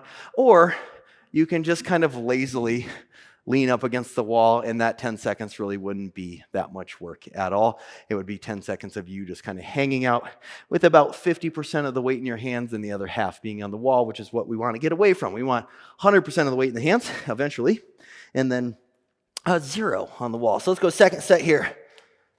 We're going to climb in, leave space between your hands and the wall enough for your shins to slide down. So let's come out of it. Let's come like really arch back. Now I want you to feel that contrast. Fix everything. Push down through the hands. Look in between your hands. Curl the pelvis in. Suck the belly button into your spine for 10, 9, 8, 7, 6, 5, 4, 3, 2, 1. Come on down. Okay. I'm getting a hell of a workout. I hope you are too. These are not easy drills, but again, we're trying to install. I use that term a lot. Learning handstand, you could say you're learning it for sure. It's a learning thing. You're installing it though, right? If I want to put together a car, let's say a bicycle. Bicycle's a little easier. If I want to put together a bicycle, I need my pieces. I need to install the tires. I need to install the gears. I need to install the cables. Once they're installed, I can start using them. But without my brakes installed, I don't know how to use them, right? So we're installing the different shape components of handstand into your body. Last set, and then we're going to move on to the fun one with all the balance. Here we go. Same, feet together. Hands out a little bit. Let's pull the shins down, 45. Come out of it, contrast, and then fix it. Push everything in, hug the belly, fix your handstand. 10, 9, 8, 7, 6, 5, 4, 3, 2, 1, and down we go. Okay. So that's the second way that we're going to use the wall for our tuck handstand here at Handstand School. The third and final one is we're going to face the wall. So it's going to be a little bit different. We're going to do toe floats, but in a tucked position. So we're going to pull everything into tuck, and then your shins, or more precisely your feet, are going to be the things that move. We're going to hinge at the knee to touch the wall. Again, the lighter you can flirt with the wall. Just a little gentle kiss on the wall is better than leaning into the wall with a lot of weight. So third drill here, I'm going to give you a quick demo, and then we're going to do 3 sets of, let's say, 10 switches, okay? So here we go. So I'm pulling the legs further down, and I'm actually going to pull all the way off, like so, heel to butt on the freestanding leg, and then the top of my foot on the wall. You can go 1 on, 1 off, and that's your switch, and you would do 10 of those. Or you can move them at the same time. Now, a couple of those, I could hear my foot hit a little louder than I would probably prefer. So I'm going to try to get a little more push through the shoulder. By the way, there's very few times where pushing more doesn't help. That's always my number one piece of advice for most corrections that need to be made in handstand are push more. If I was pushing more, I wouldn't have fallen into the wall, and thus my foot wouldn't have made that noise of it touching the wall. So let's catch our breath. We're going to do 10 switches, 3 times. We'll rest in between each one, do a little bit of analysis, and then we're going to take it back to the middle of the room for our final freestanding tuck practice. So let's climb on in. Easy breezy. Come on. All right, let's have some fun here. So I got my hands in my handstand position, pulling everything down. 1 leg off, 1 leg on, and I'm going to switch for 10, 9, 8, 7, 6, 5, 4, 3, 2, 1. Both feet on, and hop down. 1 set already in the books. So that one I made the corrections from last set. I knew what I was missing, and so If you've done the scissor video in this program, the scissor entry, we did toe floats. And I'm going to say the same thing that I said there. While your legs are switching in this, good news, you are doing a handstand. You are balancing. So rather than, the reason I structure like this, rather than put you in the middle of the room right away and kick up and come down and kick up and come down and kick up and come down, this gives you time to, again, accumulate time under tension to whatever degree you can. Some of you might be in really light switches. Some of you might be the leg on, leg off, leg on, leg off kind of version. Either way, when you pull that leg off, you are accumulating more money for your handstand savings account, so to speak. Okay, here we go. Set number 2. I'm going to see how quiet I can make this. It's like I'm a burglar coming into your house, little cat burglar, and I don't want to make a sound. So here we go. 10, 9, 8, 7, 6, 5, 4, 3. Ooh, that was a loud one. 2. Quiet cat burglar. There we go. 1. I think if I were a cat burglar, I may have gotten caught on that last one. But for the most part, pretty decent. That's set number 2. We got one more. Let's take a slight rest here. On this last one, I want you to think about all the basics that we've talked about. We're going to push up through the hands, get super open in the shoulder, pull the ribs in, and the only thing moving is from below the knee, and you're going to be super soft, super quiet. I know it's the third set. We're going to move things back to the middle of the room after this, but let's do our best work right now. Here we go. My old coach always used to say, next rep is your best rep. I find that to be true until you hit absolute fatigue, and then your next rep sometimes might not be your best rep.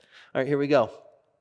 1, 2, 3, 4, 5, 6, 7, 8, 9, 10.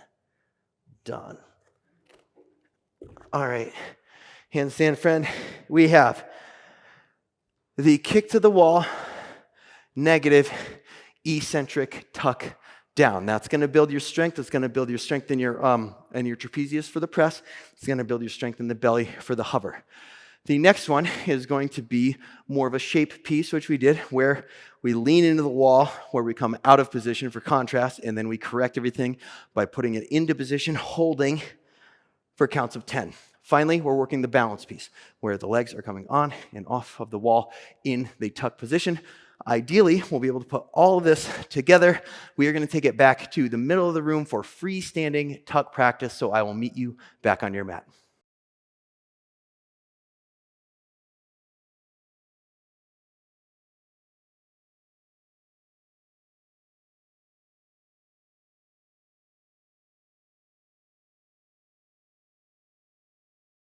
All right, handstand friend, here we are back in the middle of the room. We've worked some tuck movement patterns. We worked some tuck strength and balance things at the wall. Now it's time to come back to the middle of the room and see if we can tie all this together. So when people come into their tuck handstand, we've already talked about the pitfall of rocking too far back and how that just creates more work when you're upside down. The one thing that I want to really shine some light on here is what I call the premature untuck. Now, I understand why it happens, because you are doing a handstand, you're excited, you're really excited to get your legs in position. But how that represents itself in, let's say, someone who is less experienced in their handstand is they uncurl their legs too quickly, and it looks like this. So they get into tuck, and then their legs go behind them, and then they fall. And they try it again, and their legs go behind them. Because what happens is you're not fully stacked with your hips. And if you go up and you're not fully stacked with your hips and then you shoot your legs behind you, you're taking your heaviest part of your body away from the pivot point or fulcrum of the lever. So if you're new, what I'll ask you to do is we try to get to tuck, stop 1, 2, and then take the legs up 1, 2, and eventually that becomes one smooth movement. But in the early days, when you're gaining balance in your tuck, it's easier to stop there and then concentrate on toes going up versus this big explosive release of the legs. So we're going to do a couple sets of 5 here. I want you to tuck up and tuck down with control. Remember, everything we've worked on so far, be quiet with the landing, move with control. I always say move on purpose and move with purpose. I've never seen anyone accidentally get a handstand. It's just not how that works. So I want you to do everything purposefully. Hands down. Shoulders stack, get those in position, and then tuck up Oop, there it is. Find tuck, 1, 2, and then up, 1, 2. Now, if that was a little too slow and you're not quite catching your balance, it might look a little bit more like this. Second rep, up, whew, down, 2, 3, pulling the chest through, looking at the heel of the hands, 4. Okay, if you're not getting that high, that's totally fine. 5, find it. Oh, there it is. 3, 2, 1. That's set number 1. So let's chat. You're like, Kyle, I can't get that high. That's why I'm doing this course, bro. Well, what I want you to do is get to where you can and then set your feet down softly. If you have to ever revert back to any of the previous videos or previous drills, then do that. I'm giving you progressions so that you can see where you can take this practice. Ideally, when you put a lot of work in at the wall, when you put a lot of work in doing the movement patterns of tuck handstand, you can eventually get to here, float, uncurl, find a straight line, curl down, start right back where you landed. Okay, let's do this again. I'm going to go for 5 clean and smooth tuck reps to full handstand and come back down. I want you at home to do whatever you can, and no matter where you get, be happy about it, be grateful for it. I don't want you to take this too serious. I want you to work hard, but I don't want you to take it seriously, if that makes sense. It's a handstand.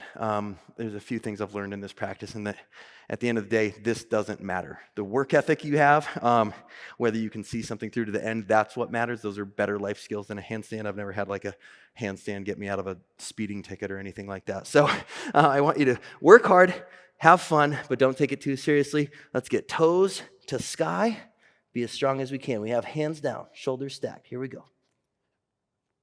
1. Oh, that one. First one always seems a little tricky for me. Okay, down. 2. There's a little smoother. That's like you get better with practice or something. Weird. 3. Okay. 4 for me. Straighten out those shoulders, big boy. Sorry, I talk to myself and refer to myself as big boy. There we go. 5. Push. Hold. For 3, 2, and 1. Come on down. Hand stander. I'm going to grab a block to sit on so we can have a little chat. So you notice I'm breathing hard. Why? This is also plyometric work. Aside from balance work, strength, all that, you're jumping into this, and you have to jump with just the right amount of calibration so you don't overjump and go into overbalance. Tuck, I would say, is the one that I get the most questions about. I travel around, I got people that email me, Kyle, I can scissor up and catch balance, with the L legs, straddle's even kind of easy, I can use my legs. Why can't I do tuck? And it simply is because you need to practice more tuck. This is one of those that even if it takes a little bit longer, it is going to be far more rewarding once you get it. So there's no reason to get discouraged, even if tuck's not your favorite. Some of you are probably watching this video like, man, I love this. Tuck was the absolute best thing I've done all day today. So pick where you're at. And again, I'm a big fan of isolating the deficiencies. So if you find tuck as hardest, you may want to move this one to the top of your list of priorities so you can gain the skill. All right, my friend, that is it for the tuck video. Come back to this as many times as you need, do the drills as many times as you need, and we will see you on the next video. Hey there, handstand friend. Welcome to the straddle video. This one is my own personal favorite. And yes, I do love all handstands equally, but something about the straddle entry I just find so beautiful. The ability to take your legs out, up, touch at the top, hold, and then reverse that entire motion back down. Now, why is straddle different than, let's say, tuck or scissor? Well, in straddle, your feet are going to start together, and instead of tucking both legs into your body, you're deliberately going to kick both legs out, and eventually the inertia of that kick would carry you up. You start your feet together, you kick out to, let's say, 50% of your straddle. Your feet and legs would be at 3 and 9 o'clock, and then they're going to end up at 12 o'clock, and hopefully you can have enough control to reverse that and come all the way down. Now, if you get to a place in your straddle where, again, you've heard me refer to handstand purgatory, like you get out and you can't hold, that's a really good place to be. You fight for the struggle. Every second that you're able to keep your legs up and set them down is you building in that muscle memory. And I have a bunch of really cool drills that we're going to only need 2 yoga blocks and a strap for today. We're not going to be using the wall for our straddle entry. There's plenty of straddle drills you could do at the wall, but I like this set of drills specifically because it gets you used to jumping and landing with smooth control. So the first one is going to be straddle rolls on the ground, or hollow straddle rolls. We're going to start in a hollow body position, and we are just going to mimic the movement pattern of straddle. And this is just a good idea for any time you want to learn a skill. Take the big skill, straddle handstand, and then put it on the ground. Make it easier.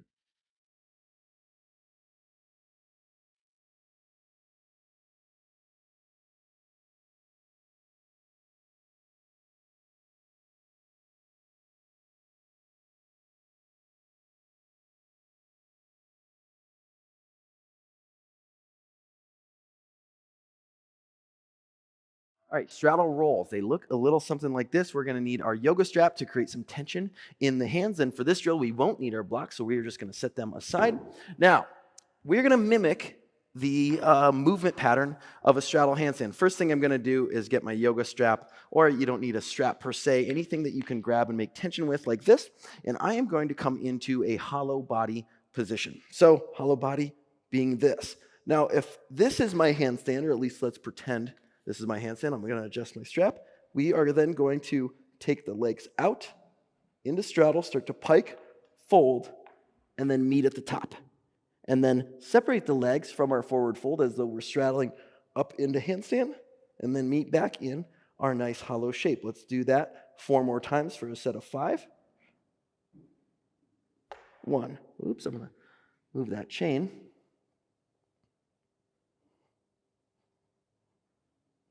2. 3. And our last one here.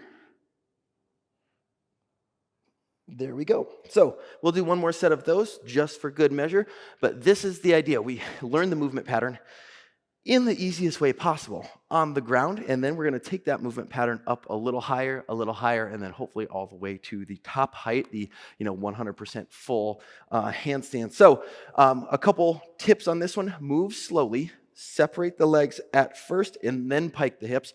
Too many people try to pike the hips and then separate, and it becomes kind of this clunky movement pattern. If you found those way too easy, and you said, you know what, Kyle, I'm such a boss, I could do those for days. What I want you to do, if you have ankle weights around, you can strap them to your feet and make it harder by orders of magnitude very quickly. So let's do this one more time. Set of 5, please. So I had 1 demo plus 4 last time. Today we're going straight in, or this set we're going straight into the 5. Hollow body, so straight legs. I'm taking my arms over my head like so. I'm letting the feet come off. I'm curling my tailbone. Now I'm going to start to come out of, like if this is my handstand and I'm straddling down to my forward fold, this would be the move. Boom. 1. Out. Back into my handstand. Let's go for 2. So I'm rolling my spine on and off of my mat, 1 vertebral body at a time. Out first. That is 3. That is 4. And last time, for good measure, 5, and hold for 5. 4, 3, 2, 1. So I like to have something in my hands there. Like I said, you can use a yoga strap, TheraBand, old dirty t-shirt, dish rag, whatever. But I like to get my arms up as though I'm in a handstand. With all of these drills that you see in this program, at Handstand School, the idea is that I'm always mimicking as many parts of the handstand as I can. You've heard me say it before, like put your hands down in handstand hands, even when you're not going into full handstand. Start working the pieces, and then once you get them together upside down, I kind of see this like a game of basketball. If you wanted to learn basketball, you would learn how to shoot. You would learn how to pass. You would learn how to play defense. You would learn how to dribble before you played a full game. Handstand's the same way, right? So you learn all the smaller components, then you start to put these components together for a little bit more fluid of an experience. Speaking of which, we are going to put our hands on the ground, and then we're going to jump out and land back into to our forward fold. It looks like this. I'm actually going to move my blocks so I don't kick them. So my feet start together. My hands go here, and I'm just going to do very baby straddle hops. 1, out. Now, if you can't float it like that, you might want to give yourself a little bit of buoyancy in the knees, for example. 1, and that's it. And you just come right back down. Okay? So we will do 2 sets of 5 of these, and then we are going to start to add a little bit of height to the situation. So hands down, small bend in the knees, and you're going to jump out a little bit. And the idea is I want you to be able to land right where you started. And that's important for when we start doing the big motion. We're going to go all the way up and all the way down. So, of course, we practice that at like 10%, 20%. So now that we did our ground rolls, let's see if we can start to mimic this in our forward fold. Hands down, small bend in the knees, jump, and land. 1, 2, 3, 4, and 5. Okay, so I love this drill. I love any drill that involves jumping and then taking weight into my hands because I'm doing a few different things for my body. Number 1, the strength and balance part of the hands. 2, the plyometric work of the legs. And then 3, the middle of the body, the core work that sets you down very, very softly. So we'll take a quick breather here, 30, 45 seconds, and then we're going to go into set number 2 of our straddle hops at 10 to 20%. After this, we're going to add the blocks for a little bit of height and see if we can start to sort of climb the stairs, if you will. All right, big breath in, my friend. Big breath out. Let's see if we can do 5 very, very clean. And I've said it before, I'll say it again. The goal of this drill is not to handstand. This is a preparatory drill. The goal of this drill is to land your feet very, very softly and with control. Master the small things first, and then the bigger stuff gets easier later. Here we go. Feet together, hands down, small bend in the knees, jump, and land. That is it. That's 1, 2, 3, 4, and 5. Now, again, if you do these and say, God, those are way too easy for me, I always recommend ankle weights in your straddle drills.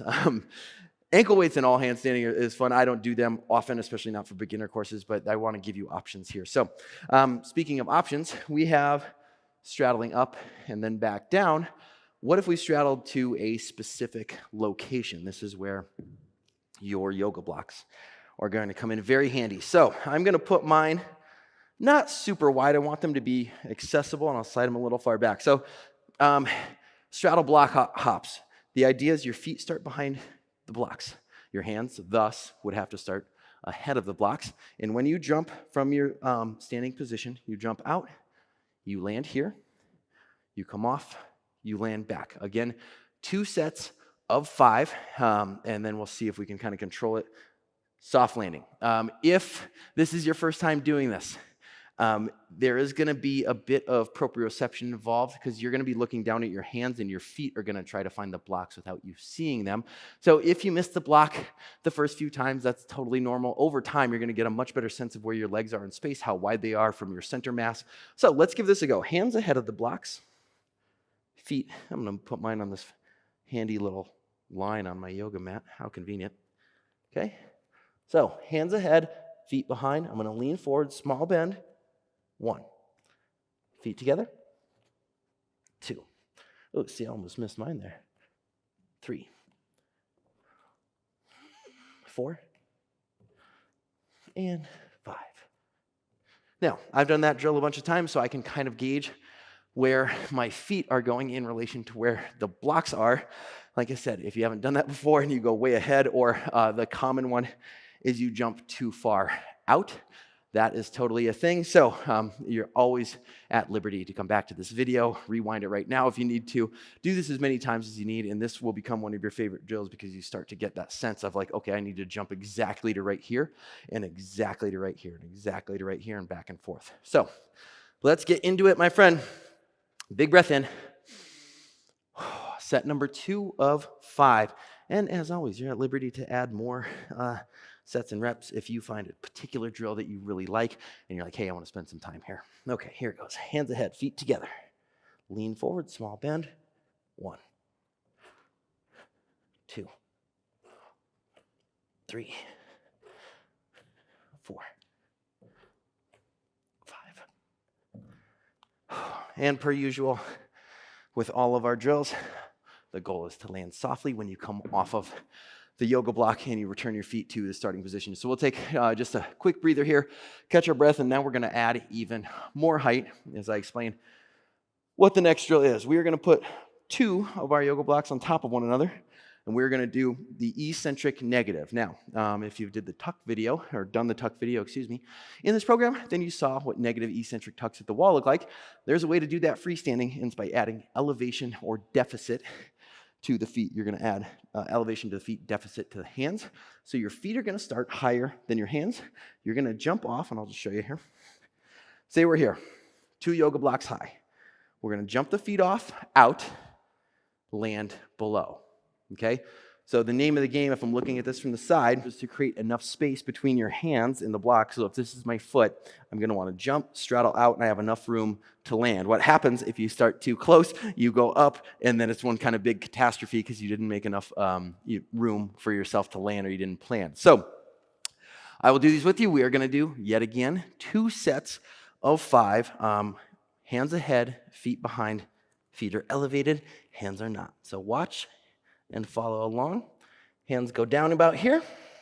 And this is a drill you can take as big or as small as you want. I'm going to go out, there. Simple enough.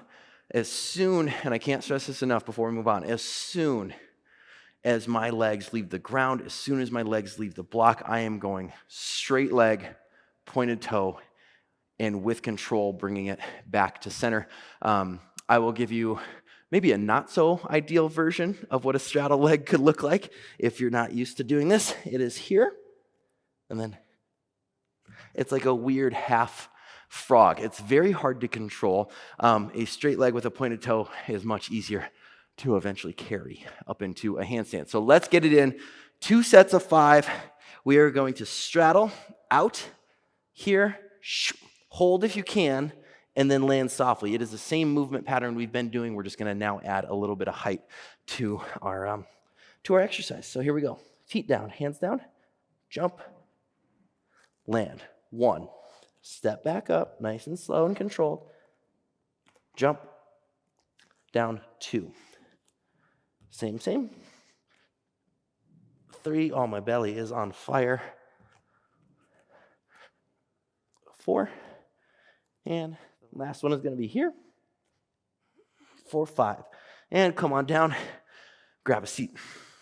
Oh, I don't know about you, but my heart rate is definitely up. We're going to rest a minute or 2 and then go back for set number 2. And then we're going to take it to the sort of the coup de grace of the straddle video. And we're going to see if we can jump out and maybe even all the way up. Straddle is a great entry to, like I said before, to use the weight of your legs as they go out and up to carry your hips over and set them into place. Now, if your legs are not straight and locked out, it would be the equivalent of trying to balance, well, I'll just use what I got on me here.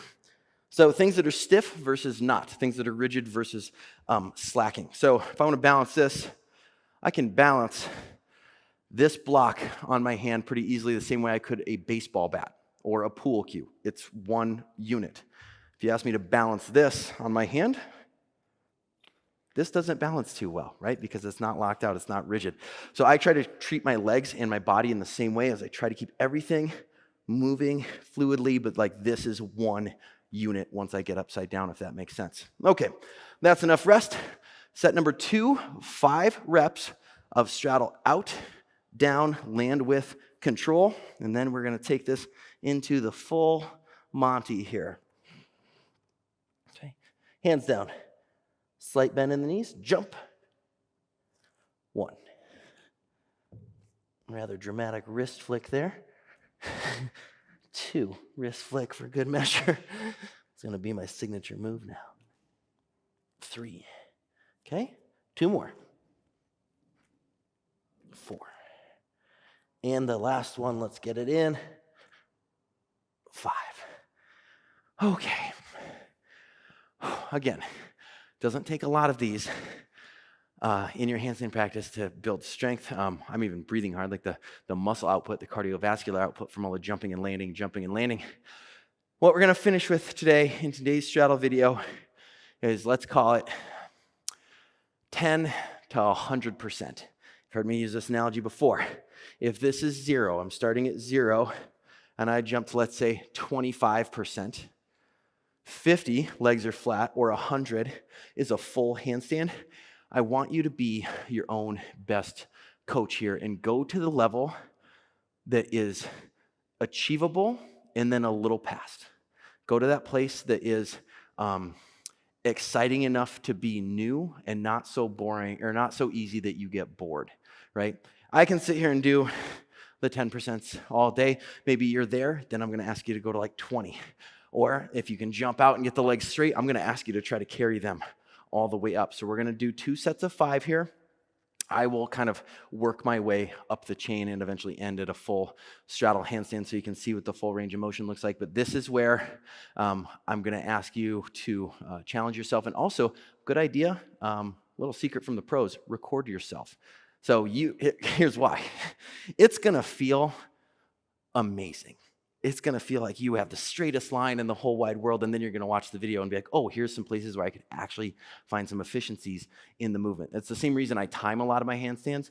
It's never as long as it feels, right? You'll go grab the camera and be like, oh, that was 4 seconds, right? So I want you to be honest with yourself. I like to set up my view just how I'm filming this for you guys right now, because I get to see, when I'm here, I get to see where my legs actually go. So 2 sets of 5, hands down, feet are going to go out. I'm going to start with something kind of medium. Let's go to like 20%. Hands off, take a breath. That's 1. I'll go to like somewhere around like 50. Hands down. I'm going to start going up the chain a little bit here. So maybe up a little to like 75. That's 3. Okay. I'll finish and come down. That was 100, but I didn't stay.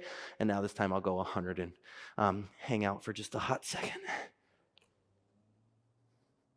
1, 2, 3, 4, 5, down. I'm also Russian sometimes when I handstand. Okay, so that was some degrees of separation. Maybe if you're a beginner, this is a new video for you. These jumps at 10, 20, 50, a little higher. Here's the deal. Once you can get past 50, if you can get to here, you can finish. Where people knock themselves out of the straddle handstand is velocity. I don't blame you. I totally get it. You're like almost there, and then they go, shoo, and they try to get their legs together really quickly. I've said it before. Say it again. Velocity is rarely going to be a friend of yours in a handstand practice. So what I want you to do is be super intentional. Like we saw in the tuck video, was where we go up to tuck and then finish.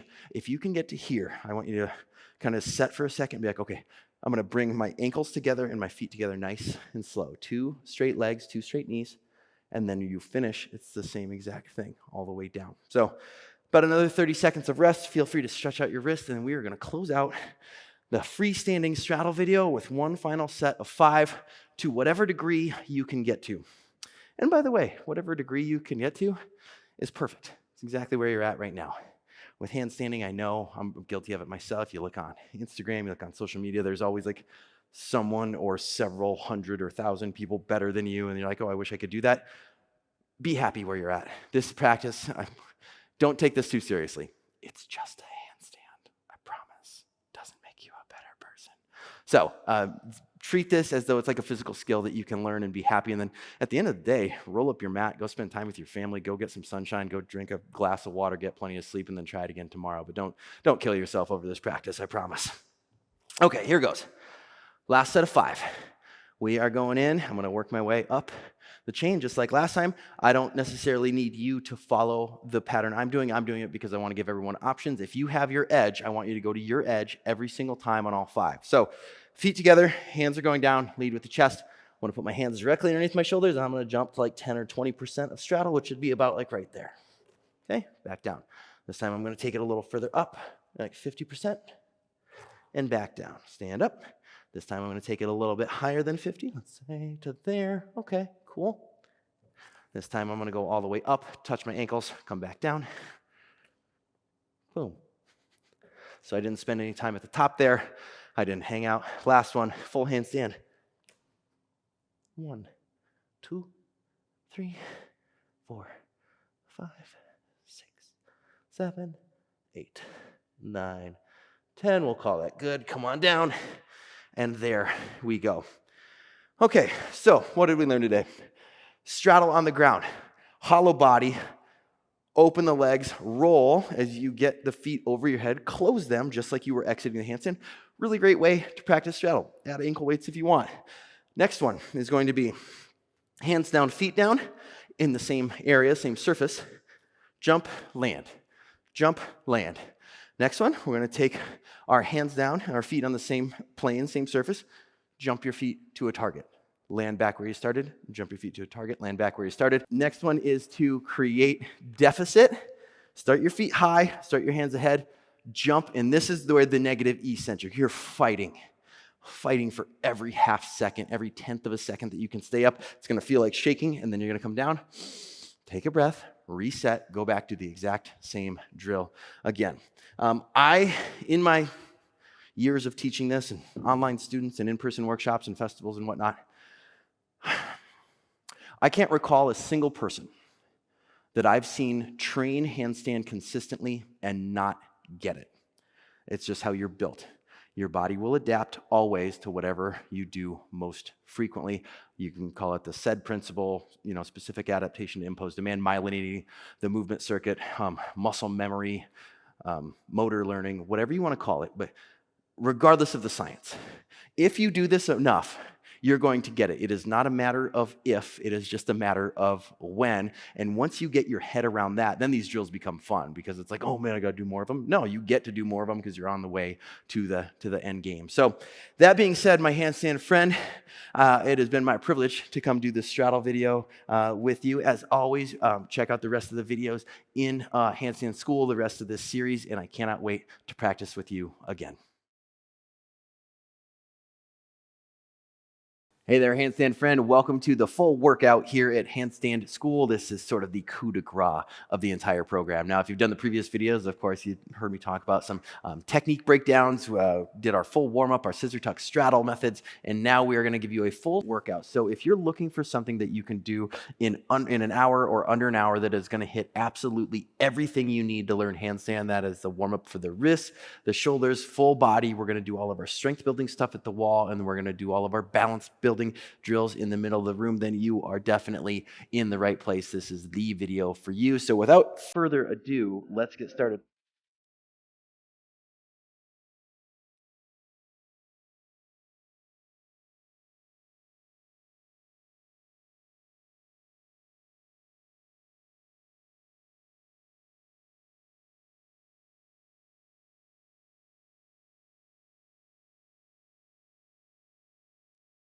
I got 2 blocks and a yoga strap.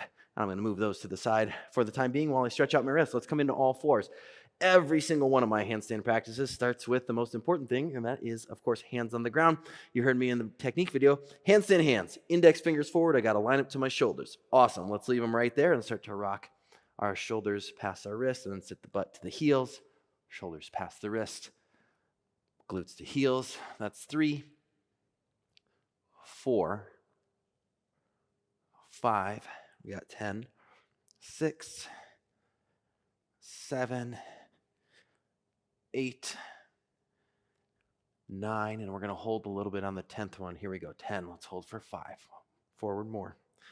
4, 3, 2, 1. Come back to neutral, and by neutral, I just mean shoulders over your wrist. Let's turn the wrists out, please, to the left and to the right, and just start to rock a little bit in each direction. So I like to think of hand placement as like a north, south, east, west relationship. Your fingers are always facing usually one of those directions when you're stretching them. Occasionally, they'll be in somewhat of a 45-degree angle, but they're usually forward, backwards, north or south, and east or west. For example, we're going to take this exact stretch and turn it to the opposite. So This is one of the rare times I ask you to go into internal rotation, but this is a really good one for warming up the hands as well. So fingers face each other, thumbs face, kind of yourself or somewhere in that general vicinity. Alrighty, let's go into inside out dorsiflexion, both hands at once. So quick refresher, this is where the thumbs face out and the fingers face your knees. I scoot my knees back just a little bit to make my lever a little bit longer. Now, this is neutral for me. For some of you, this might be a hell of a stretch, but you might also be able, for some of you, to scoot a little bit further back. I want you to always, with this video or any other program that I do, be your own best coach here. I'm going to kind of be the guide and provide you with the structure or the framework of how to get the most out of your handstand practice, but you get to be the coach. Okay, last one. Well, not last one, sorry. Palmar flexion. We'll do this one, and then I got a couple of really good ones for the outside of the arm.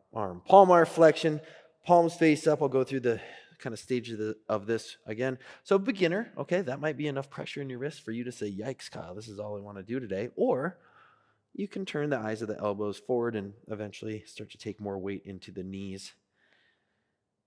All right, last 10, 9, 8, 7, 6, 5, 4, 3, 2, 1. Let's roll joint, okay, by joint, off and shake out the wrist.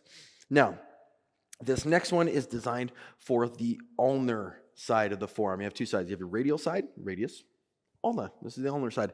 In handstanding, we put a lot of attention on the radial side of the forearm because a lot of our weight is coming in and going down right there.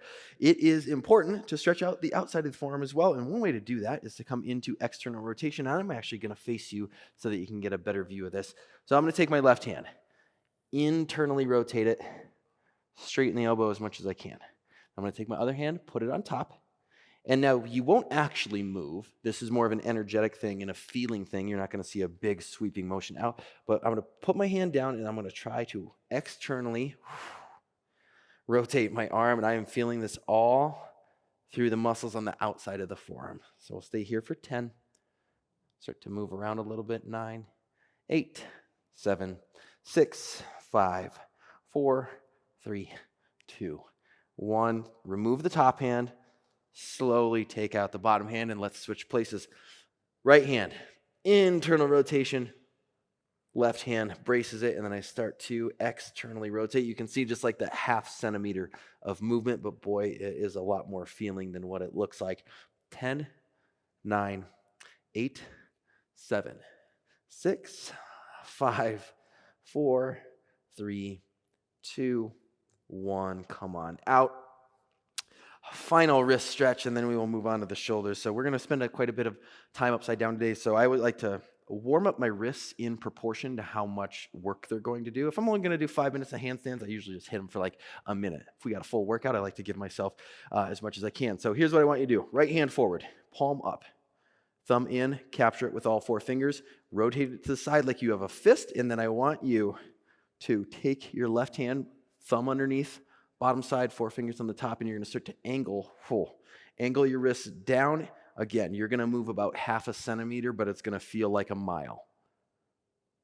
Absolutely one of my favorite wrist stretches for the radial side of the forearm. Last 5, 4, 3, 2, 1. Shake out the hand. This one is the last one. So left side, straighten the elbow, palm face up, thumb to the middle, capture with 4 fingers, thumb on the bottom, other 4 fingers on top, and then start to pull down for 5, 4, 3, 2, 1.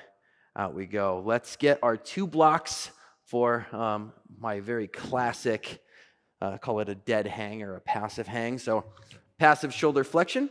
I'm going to start with my blocks on the medium height. I'm going to keep my hips above my knees and then just let my chest fall. So we'll be here for a hot second. Feel free to relax, start to deepen the breath here. Let the nervous system be calm and let the shoulders open by dropping your ears and chest in between your arms. Maybe even rock the head side to side.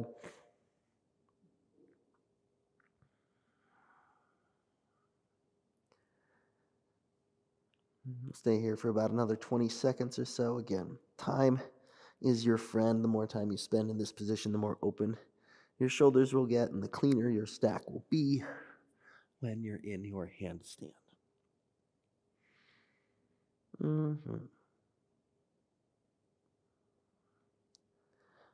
Last 5, 4, 3, 2, 1. Come on out. We're going to leave the blocks right where they are because we're going to come back to those. I'm going to grab my good friend, the yoga strap. If you have a TheraBand, towel, whatever you need, I just need something where I can get my arms to a goalpost position behind me, and I need something that I can pull on to create tension in that position. So this sitting here, I'm kind of lazy, right? So this is going to be, well, again, your own best effort. So what I want to do is start to draw my ribs down and then take my arms back. Ribs down, arms back. So to do this in, like, let's say a less than ideal way, you can just kind of lean back like that, but you're not really doing much for your shoulders. Start to take it back, ribs down, hold for 10. Pull together, 9. So shoulder blades coming together, opening the front of the chest, 8, 7, 6, 5, 4, 3, 2, 1. All right, let's remove the yoga strap. And then I want you to turn your blocks to the tall height, or if you were on the small height, turn them to the medium height. Turn them to whatever one level up was from your last set. And here we go. Hips over your knees. Drop down. I like to do this little rocking back and forward motion on my blocks. I'm not trying to tip them over all the way, but just trying to bring a little bit of movement into the joint while it is in its kind of max range of motion, its end range, if you will. Last 10, 9, 8, 7, 6, 5, 4, 3, 2, 1. Okay. Keep your yoga blocks. We're going to turn them to the small height, and this whole goalpost thing we just worked on, we're going to work on opening the shoulders. You can do this with weights. You absolutely do not need weights for this, but if you want to add a couple weights to the issue, go for it. I just use my arm strength. I just use the weight of my arms. I'm going to go completely head down, elbows on my blocks, fist to the ground. Now from here, I'm going to lift and hold. 10, 9, 8, 7, 6, 5, 4, 3, 2, 1. Release. Second set. Here we go. Lift. 10, 9, 8, 7, 6, 5, 4, 3, 2, 1. Release. Last set. Here we go. Lift as much as you can. 10, 9, 8, 7, 6, 5, 4, 3, 2, 1. All right, friend, if that does not turn on your shoulders, I don't know what will. I get a ton out of that. Again, you can add a 2 to 3 pound weight to that if you so choose. All right, let's move it down the chain. Neck rolls, please, just 3 in each direction. That's 3 for me, chin to chest. Let's go back the other way. 1. I don't like to do these too fast. I get dizzy. 2. 3. When it comes to gymnastics, I was always good on my hands. I was awful at tumbling. Anything with a cartwheel, give me 2 cartwheels. I'm going to need to sit down for like 5 minutes. So we'll just keep it to handstands for today. All right, frog squat. Let's get into it. Oh, one of my favorites. Just rock around the ankle, knee, hip. Let everything kind of settle in. We'll move these into some other fun little Cossack squats here before too long. If you're not really feeling like the depth, you can absolutely slide a block under you, and this might be enough for you. I do these quite a bit, so I kind of like to get as deep as I can. Give this one about another 30 seconds, warm up the hips, and before you know it, we're going to be sliding from side to side. All righty, so for your Cossack squats, or aka Skandasana in yogi speak, if you want to put your hands on your blocks, go ahead. You raise the hips a little bit. I like to step a foot out, and then I pivot to one side. Right? So not right, I'm not asking a question, I'm saying right side. And then I will go to the left. Now, again, if I want to put my hands on my blocks as I transition, for the first few of these, definitely doable. Over time, you would just move the blocks out of the way and start to shift from side to side. See if you can sit in each side for like a second, just sink into it. And then next side, you can flex your foot or point. I just want to get into the hips before we start warming up into bigger things like straddle. Boom. Last one on this side, and then last one over to the left, please and thank you. All right, let's grab a seat. I'm going to get both of my yoga blocks here and put them on the outside of my legs. We're going to warm up the hip flexors just a little bit, then we're working the hamstrings. So what I want you to do is to lift a leg over. Now, if you do this and lift, nothing's really changing, right? Because the spine moved. I want to isolate the hip flexors. So stack your arms behind you like a second spine. Chest up and then over for 1, 2, 3,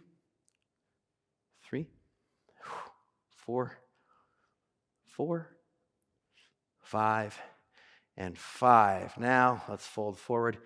Grab your feet. We can move our blocks out of the way. Just a nice, easy, seated forward fold.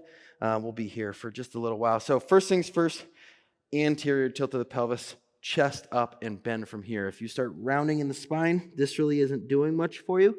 So see if you can lead with the chest towards the top of the feet. If you need to use your blocks for a little support, by all means, go for it.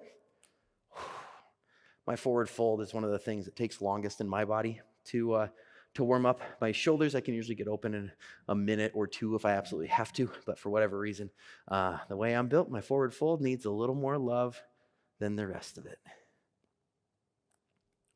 All right, I'm going to start to work my way towards the bottom of my feet.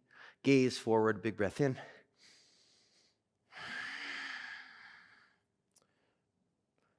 Again, big breath in. Last 10, 9, 8, 7, 6, 5, 4, 3, 2, 1. Okay. We are going to come into our seated straddle, and then we have one really fun drill with both blocks and this yoga strap afterwards for hollow body engagement. So let's come into a straddle. So sit down, left leg out to the left, right leg out to the right. For my first 30 seconds to 45 seconds, maybe a minute, my straddle, my chest is pretty much upright. I'm just kind of letting my body settle into this position. And it's not a very natural position, of course. No one really stands or sits like this. So I just let the legs kind of open up and maybe bounce a little bit forward. I'm not trying to go full chest to ground right away, but that's where my range of motion is. If yours is full chest to ground right away and you need more of a challenge, then I would highly recommend blocks underneath the feet for what they call oversplit. All right, starting to open up a little bit.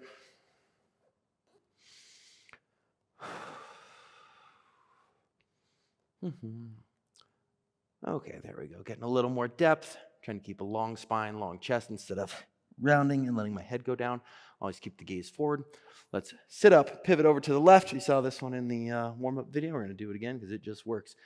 10, 9, 8, 7, 6, 5, 4, 3, 2, hold for 5, 4, 3, 2, 1. Pivot over to the right leg, please. 10, 9, 8, 7, 6, 5, 4, 3, 2, hold for 5, 4, 3, 2, 1. Let's go towards the middle.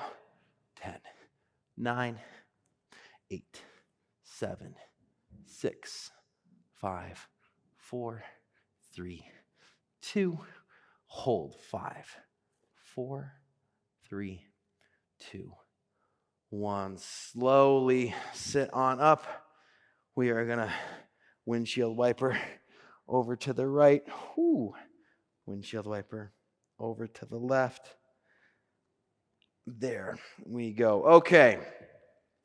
I'm feeling pretty good. We got wrists, shoulders, neck, hips, our forward fold, our straddle starting to open.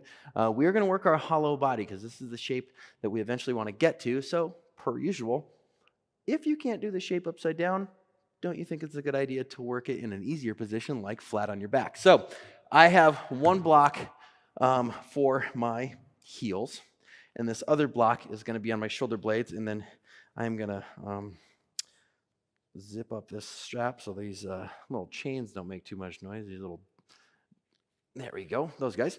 And then like this, and I'm going to put the strap over my head. Name of the game is do not, once the clock starts, we'll do like 3 sets of 10 here, 3 sets of 10 seconds. Do not, I repeat, do not let your booty touch the ground. So I get my shoulder blades first, okay? Cool, this feels about right. And then heels here. Now, if I were in a handstand with this overhead, this would be somewhat of a closed handstand. What I want to do is end up taking the strap overhead and then my butt off the ground. We hold for 10, 9, 8, close the ribs, 7, 6, 5, 4, 3, 2, 1, down and rest. So I absolutely love this drill. Again, with your yoga strap, I've done this where I have like a broomstick with a little weight on it, or I even take like a 5-pound weight and take it overhead. There's always ways to add layers of difficulty to this particular practice. So let's do a little bit more rest here, about 10, 20 seconds. Then we're going to do another set of 10, rest, and then a third set of 10. And then we're going to head on over to the wall for some strength building stuff. So big old breath in. Big breath out. Easy breezy. Heels, block, got it. Shoulder blades, block, got it. Well, I'm kind of falling. There we go. All right, here we go. Arms overhead, close handstand. Let's open the shoulders and lift the hips for 10, 9, 8, 7, 6, 5, 4, 3, 2, 1. Oh. So second set, I was able to get the back of my hands to the ground, and that's a good place to be. If you add weight to this issue, if you're working out at home, you got like a little home setup with like a 2 or 3, 5-pound weight, that weight will help carry you over. I'm trying to do mine a little more manually with using just the muscle. Oh, all right, last set, and then we're going to start having some upside down fun. I hope you're getting warm. I certainly know my body is.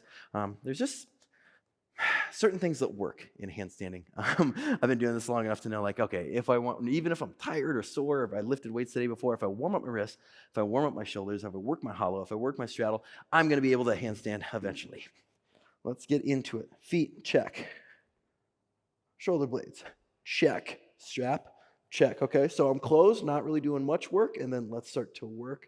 Hips up, arms open for 10, 9, ooh, my hands are touching, 8, 7, 6, 5, 4, 3, 2, done. And the more you do this program or this workout, you can start to hold those for 15, 20, 30 seconds, upwards of a minute, if that is your jam. All right, handstand friend, let's run down the checklist. We got wrists, we got shoulders, we got neck, hips, straddle, hammies, hollow. Yeah, that meets all of my my criteria. Here's what we're going to do. My favorite way to turn on the body for handstand is to handstand. So we are going to start with 3 30-second holds at the wall. I will explain why in just a second. But first, find some wall space, clear whatever you need to do, and I'll meet you over there in just a hot second.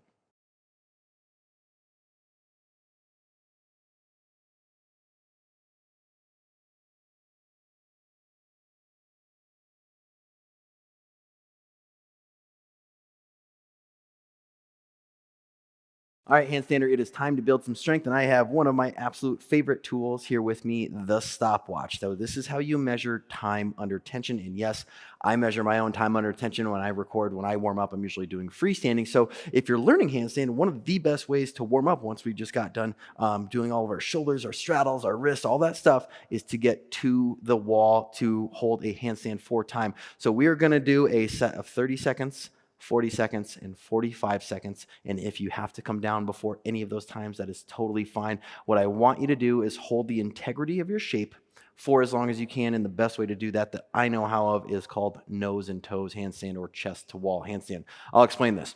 So you can be out here, here, or all the way in. You can go half, 3/4, or full. I'm going to do one of each. You can feel free to follow along with that exact format, or if you'd rather, you can do all the way in or all the way out. So here's what I'm going to do. I'm going to put my stopwatch down, and when I put it down, you can do this at home when you time yourself and you're not doing this program, it goes right between your hands. So when I am looking down in between that ideal spot in between my thumbs, all I see is the stopwatch.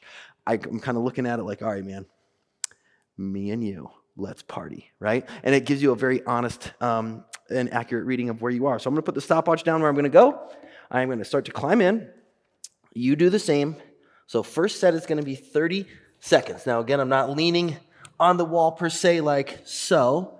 I am deliberately coming off, and I'm going to lean to the side and start the stopwatch. 30 seconds is already going. So hips stacked, shoulders stacked, and I'm going to maybe even play with pulling a foot off of the wall, whatever you want, or you can keep both feet on the wall. That is 100% okay. We are already 15 seconds in to our 30-second hold. That's 20 seconds, meaning we only have 10 left.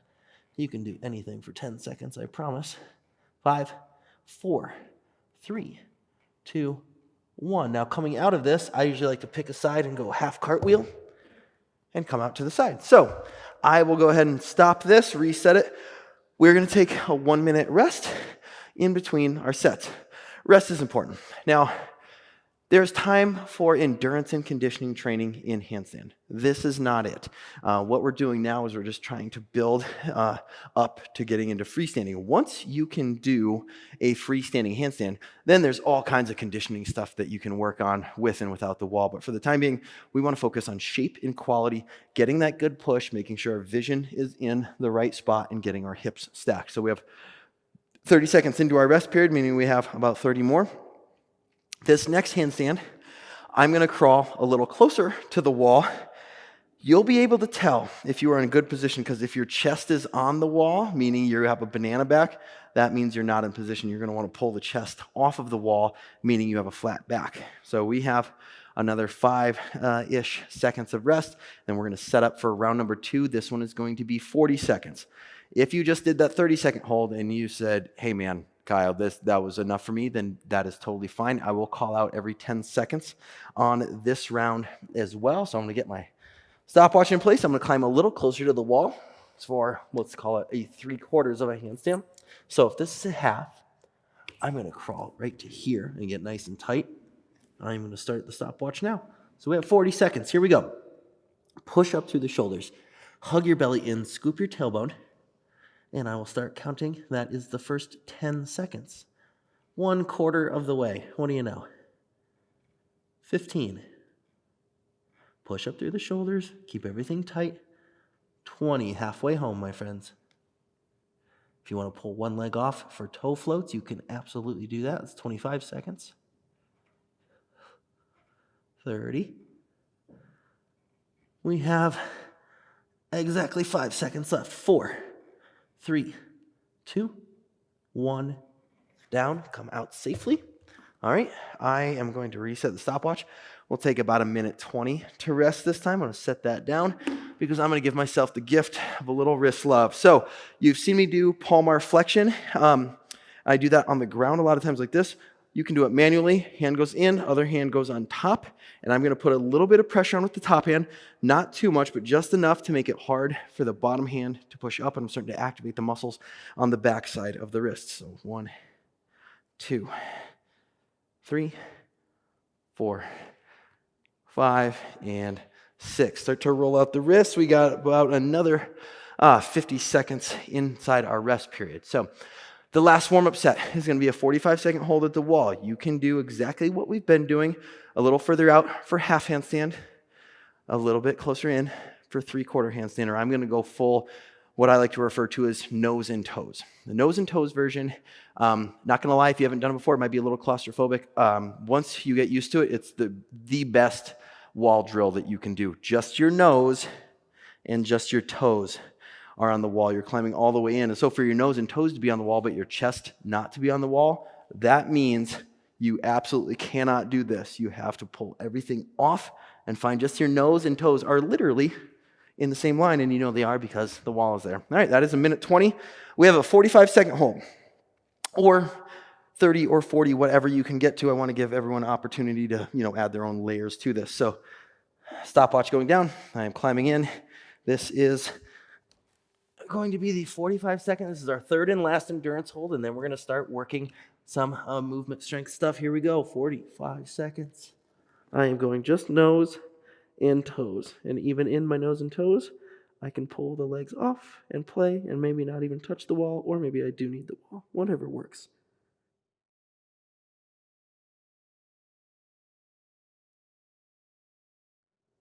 That is 20.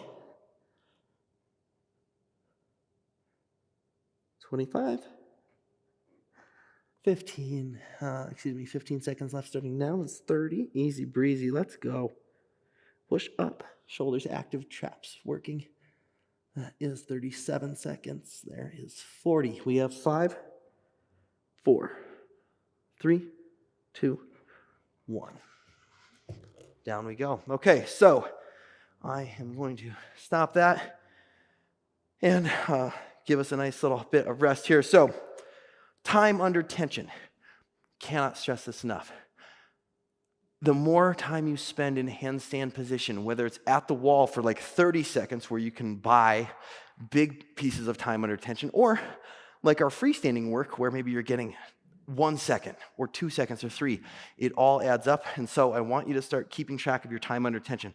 In a good day, for me, I will have anywhere between 12 and 15 total minutes time under tension on hands with no wall. So that's several 1 to 2 minute handstands, and then I'm working over to shifting.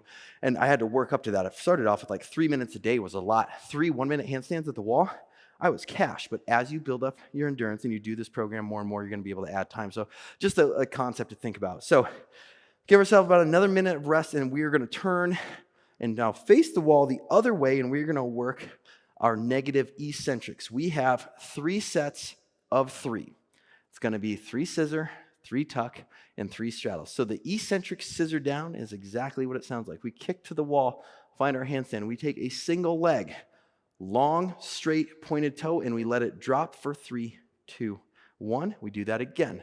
3, 2, 1, or 5, 4, 3, 2, 1, or starting at 10 seconds down. However long it takes you, the more control you get from this, and the more flexible you get, the longer you can stay hovered. Also, the stronger you get in the push, in the traps. That's what keeps you up. So legs moving down, shoulders pushing up. Let's get into it. We're going to set this off to the side here and get into our shoulders.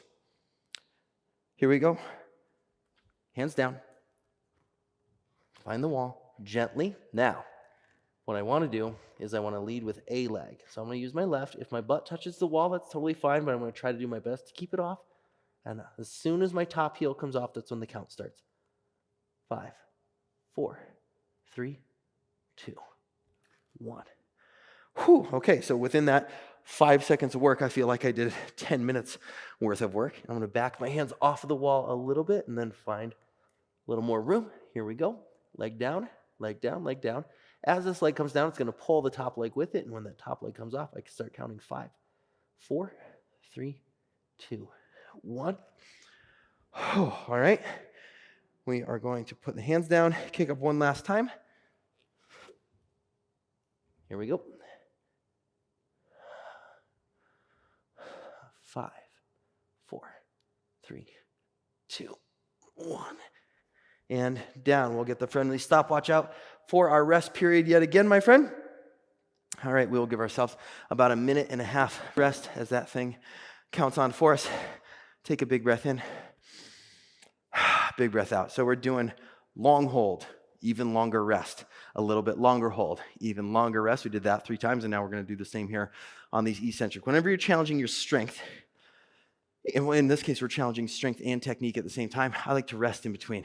Sure, I could knock out 20 of these really quick, and then the video would be over. In the last probably 12 to 15 of those would be done very poorly. I said it in a previous video. I'll say it here again.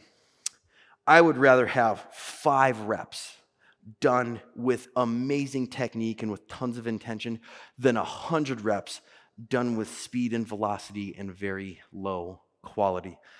Practicing the kick and pray method up to the wall where you just flop on the wall, you're just going to get good at flopping on the wall. However, you do like intentional drills like this where the leg comes down, down, down, down, you get good at controlling that. All right, that is a 1-minute rest according to the stopwatch. I'm going to move that off to the side. We are doing tuck downs now, the eccentric tuck downs. We've actually done this in the tuck video We're going to put our butt on the wall. The hips are going to curl off, and we're going to start that eccentric count for 5 seconds or 10 seconds or whatever you're at as we move down. And then we're going to have 3 straddles. So here we go. Find my hands on the ground, find the wall. Okay, I'm there. I start to slide down, toes only on the wall, just my toes. And then if the butt goes to the wall, that's totally fine. But we're going to try to do this without. Here we go. As soon as the toes come off, the clock starts. 5, 4, 3, 2, 1. Down. Okay, a little fancy CrossFit exit there. That is 1 rep. Let's do it again. Okay, get my hands in position. Push. Looking in between my thumbs, as always. Toes. Now the toes come off. 5, 4, 3, 2, 1. Okay, last one, and then we're going to take an even longer rest. Okay, there it is. Push, push, push. Pull down with the knees. Push up with the shoulders. 5, 4, 3, 2, 1. Grab the stopwatch. We will rest for 1.5 minutes this time, as I explain what's going to happen next. So the next piece of this is kind of the tricky one. Eccentric straddle downs using the wall. Now, we're going to kick to the wall. When your legs go out, we're going to want the sacrum, the glutes, just the whole pelvis, the back of the pelvis, to be on the wall. Problem being, if your hands are too far away and your pelvis is on the wall, your center of mass is too far past your pivot point, and it's going to be hard to come down. So you're going to want to experiment with this. Start a little closer to the wall than you probably think, and then you back up as you need. What happens too often is people start really far away, and then before they know it, they kind of get on like this island that they can't get off of because they've kicked past themselves. So we got about another 30 seconds or so according to my stopwatch. So shake out the hands, roll out the wrists. We have 3 eccentric straddle downs. The pattern is going to be kick, kick, find our legs. Straddle out, close at the bottom. So about 20 more seconds here, and then we are going to get upside down. Think of this as any other straddle exercise. It always starts and stops with closed legs. You start your straddle with closed legs, you hit handstand with closed legs, you open and you come and end your straddle and your pike down with closed legs, okay? So let's get into it. Here we go. Take a big breath in. And we are going to find hands just a little bit further away. Find your handstand. I'm going to find the wall. Now, I am going to take my legs out. As I start to bend my legs, my hips are going to hit the wall. And then I am going to, there it is, come down. That's 1. So you can roll the hips into the low back. The bigger forward fold you have here, the better. That is 1. I'm going to do this again. Let's come into. There's our handstand, pointed toes, straddle out, and then put my butt on the wall like so. Pike the hips down, roll. That is 2. After you get good at this, you don't need the wall so much and you don't have to put your back on and you can just straddle down. Close, but for the time being, there we go. I'm going to adjust. All right, last rep, make it your best one. Push up with the shoulders. Straddle the legs, start to pike the hips. Hips on the wall. 3, 2, 1. I feel like I just did 500 sit-ups in about 9 reps of handstand. The muscles that are working so hard to set you down slowly are the same ones that are going to get you up in the middle of the room. So you work the movement patterns, you work the flexibility, you work the strength stuff, and now it is time to put all of this together. I want you to head back to the middle of the room. We got 5 scissor, 5 tuck, and 5 straddle entries. We'll see you there, my friend.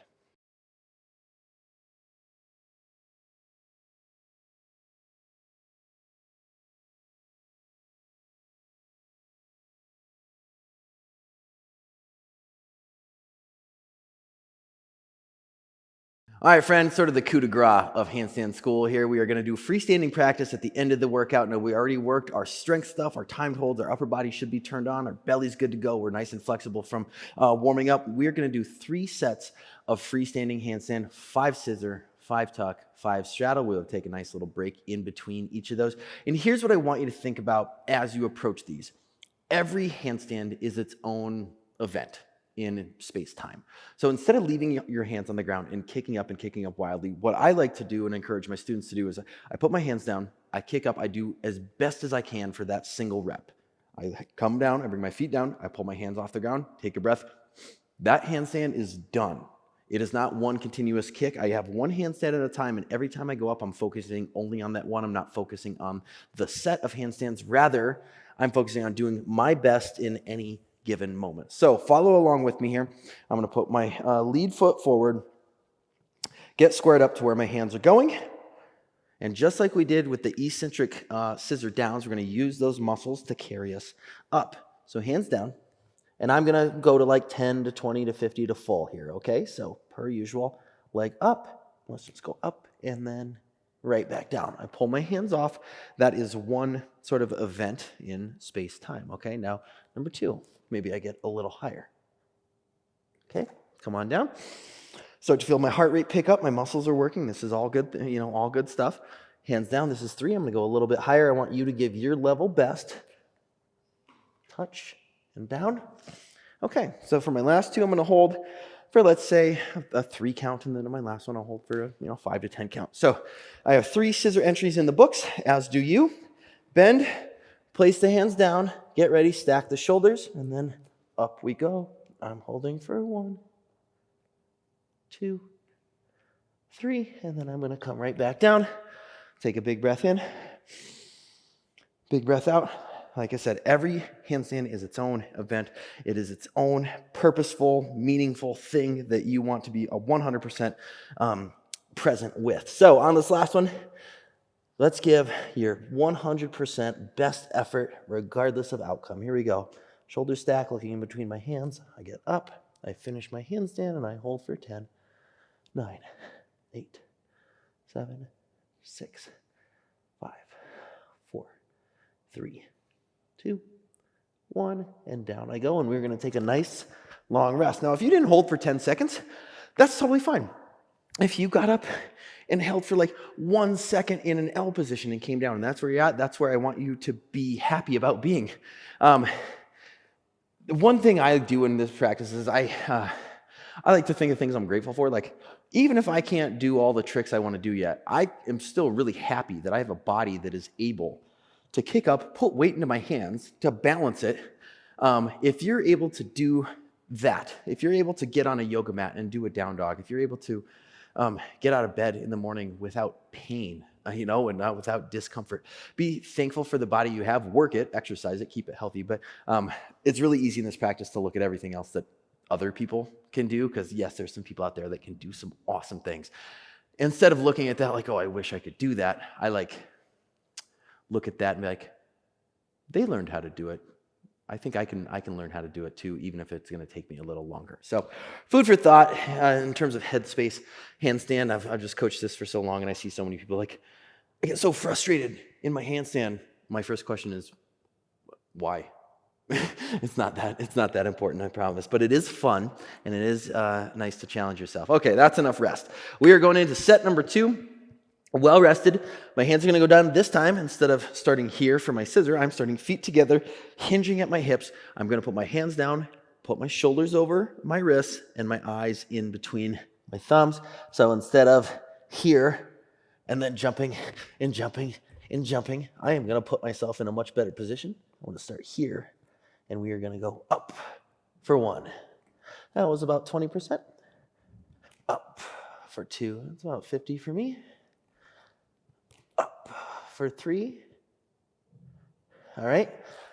I'm going to pull off, and then we're going to do with these last 2. I'm going to go full handstand on both. Here we go. Up for 4. I'm going to hold that for 3, 2, 1. Come on down. All right. And now again, put my hands down. I'm going to do like a 10-second handstand hold. You notice I'm uncurling my legs very slowly. I covered this in the tuck video as well. This is on purpose and with purpose. I am not shooting my legs wildly into the air. I'm going to find my tuck position. What do you know? And then uncurl into my handstand nice and slow. So hands down, hips up. Let's go. There it is. 1. Hold for 2, 3, 4, 5, 6, 7, 8, 9, 10. Tuck.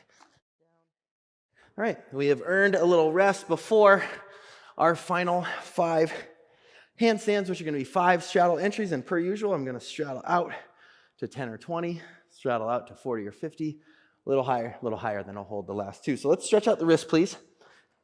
Take about a 1 minute, maybe 2 minute rest here. Palms face up, putting weight into the top of the hands, stretching out my wrists.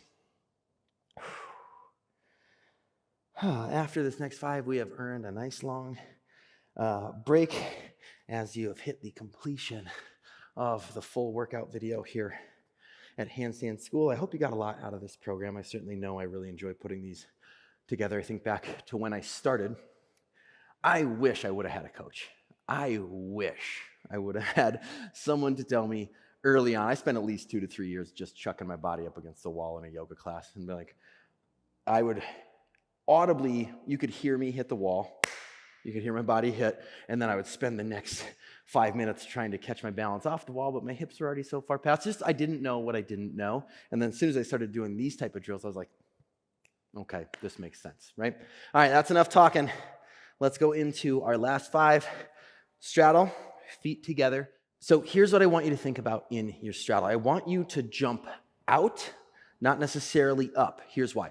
If you jump out, your legs will carry you up. If you jump up with straight legs, they actually go behind you, and then you try to straddle. It's like this weird pike straddle, and then your legs are already behind you by the time they get wide. So let's give this a go. Jumping out, I'm going to start to 10 to 20%. Here we go. Hands down. 1, 2. Let's go up again. I'm going to put my hands down. Let's go to like 50%. 3. I'm going to go full. 1, 2, 3. And now I'm going to go for a nice long hold. 1, 2, 3, 4, 5, 6, 7, 8, 9, 10. Down we go. Okay. So 5 scissor, 5 tuck, 5 straddle, all done at different progressions depending on where you're at. Here's what I want you to do. I want you to keep some kind of journal. It can be in your phone if you want. I'm old school. I like having a handwritten journal. I keep one in my workout bag. And I kind of give myself a grade in terms of my workout. A lot of times I will, I measure my handstands like I measured, like I mentioned at the wall. It's super important to measure your handstands. And I will keep a log. Put a date. Say today I did 3 holds for 2 minutes, a minute 45, and a minute 20. And I timed, I measured that out. I'm like, oh my God, I was upside down for like 5 minutes almost, just in those holds. Start to measure things. In this practice, there's a lot that comes with feel, but 2 things that never lie: the stopwatch and the video. It might feel a certain way. You might think it looks a certain way. You might think you were up for a certain amount of time. But if you truly want to get better by orders of magnitude, start measuring and give yourself an honest barometer of where you are at in this practice. In my journal, I always also write down things I'm grateful for in my practice. Like, oh my God, today I stayed up for, a minute more than I did last week or anything like that. So food for thought, my friends. Handstand is a journey. It is a process. It's not an event. You never just trip and fall and land in a handstand. That's not how this works. And you never get it on the first try either. Skill acquisition requires time. I highly recommend a book called The Talent Code by Daniel Coyle and another one called Atomic Habits by James Clear. I want you to listen to those 2 audiobooks or read those 2 books with handstand in mind. It's going to change the way you practice for sure.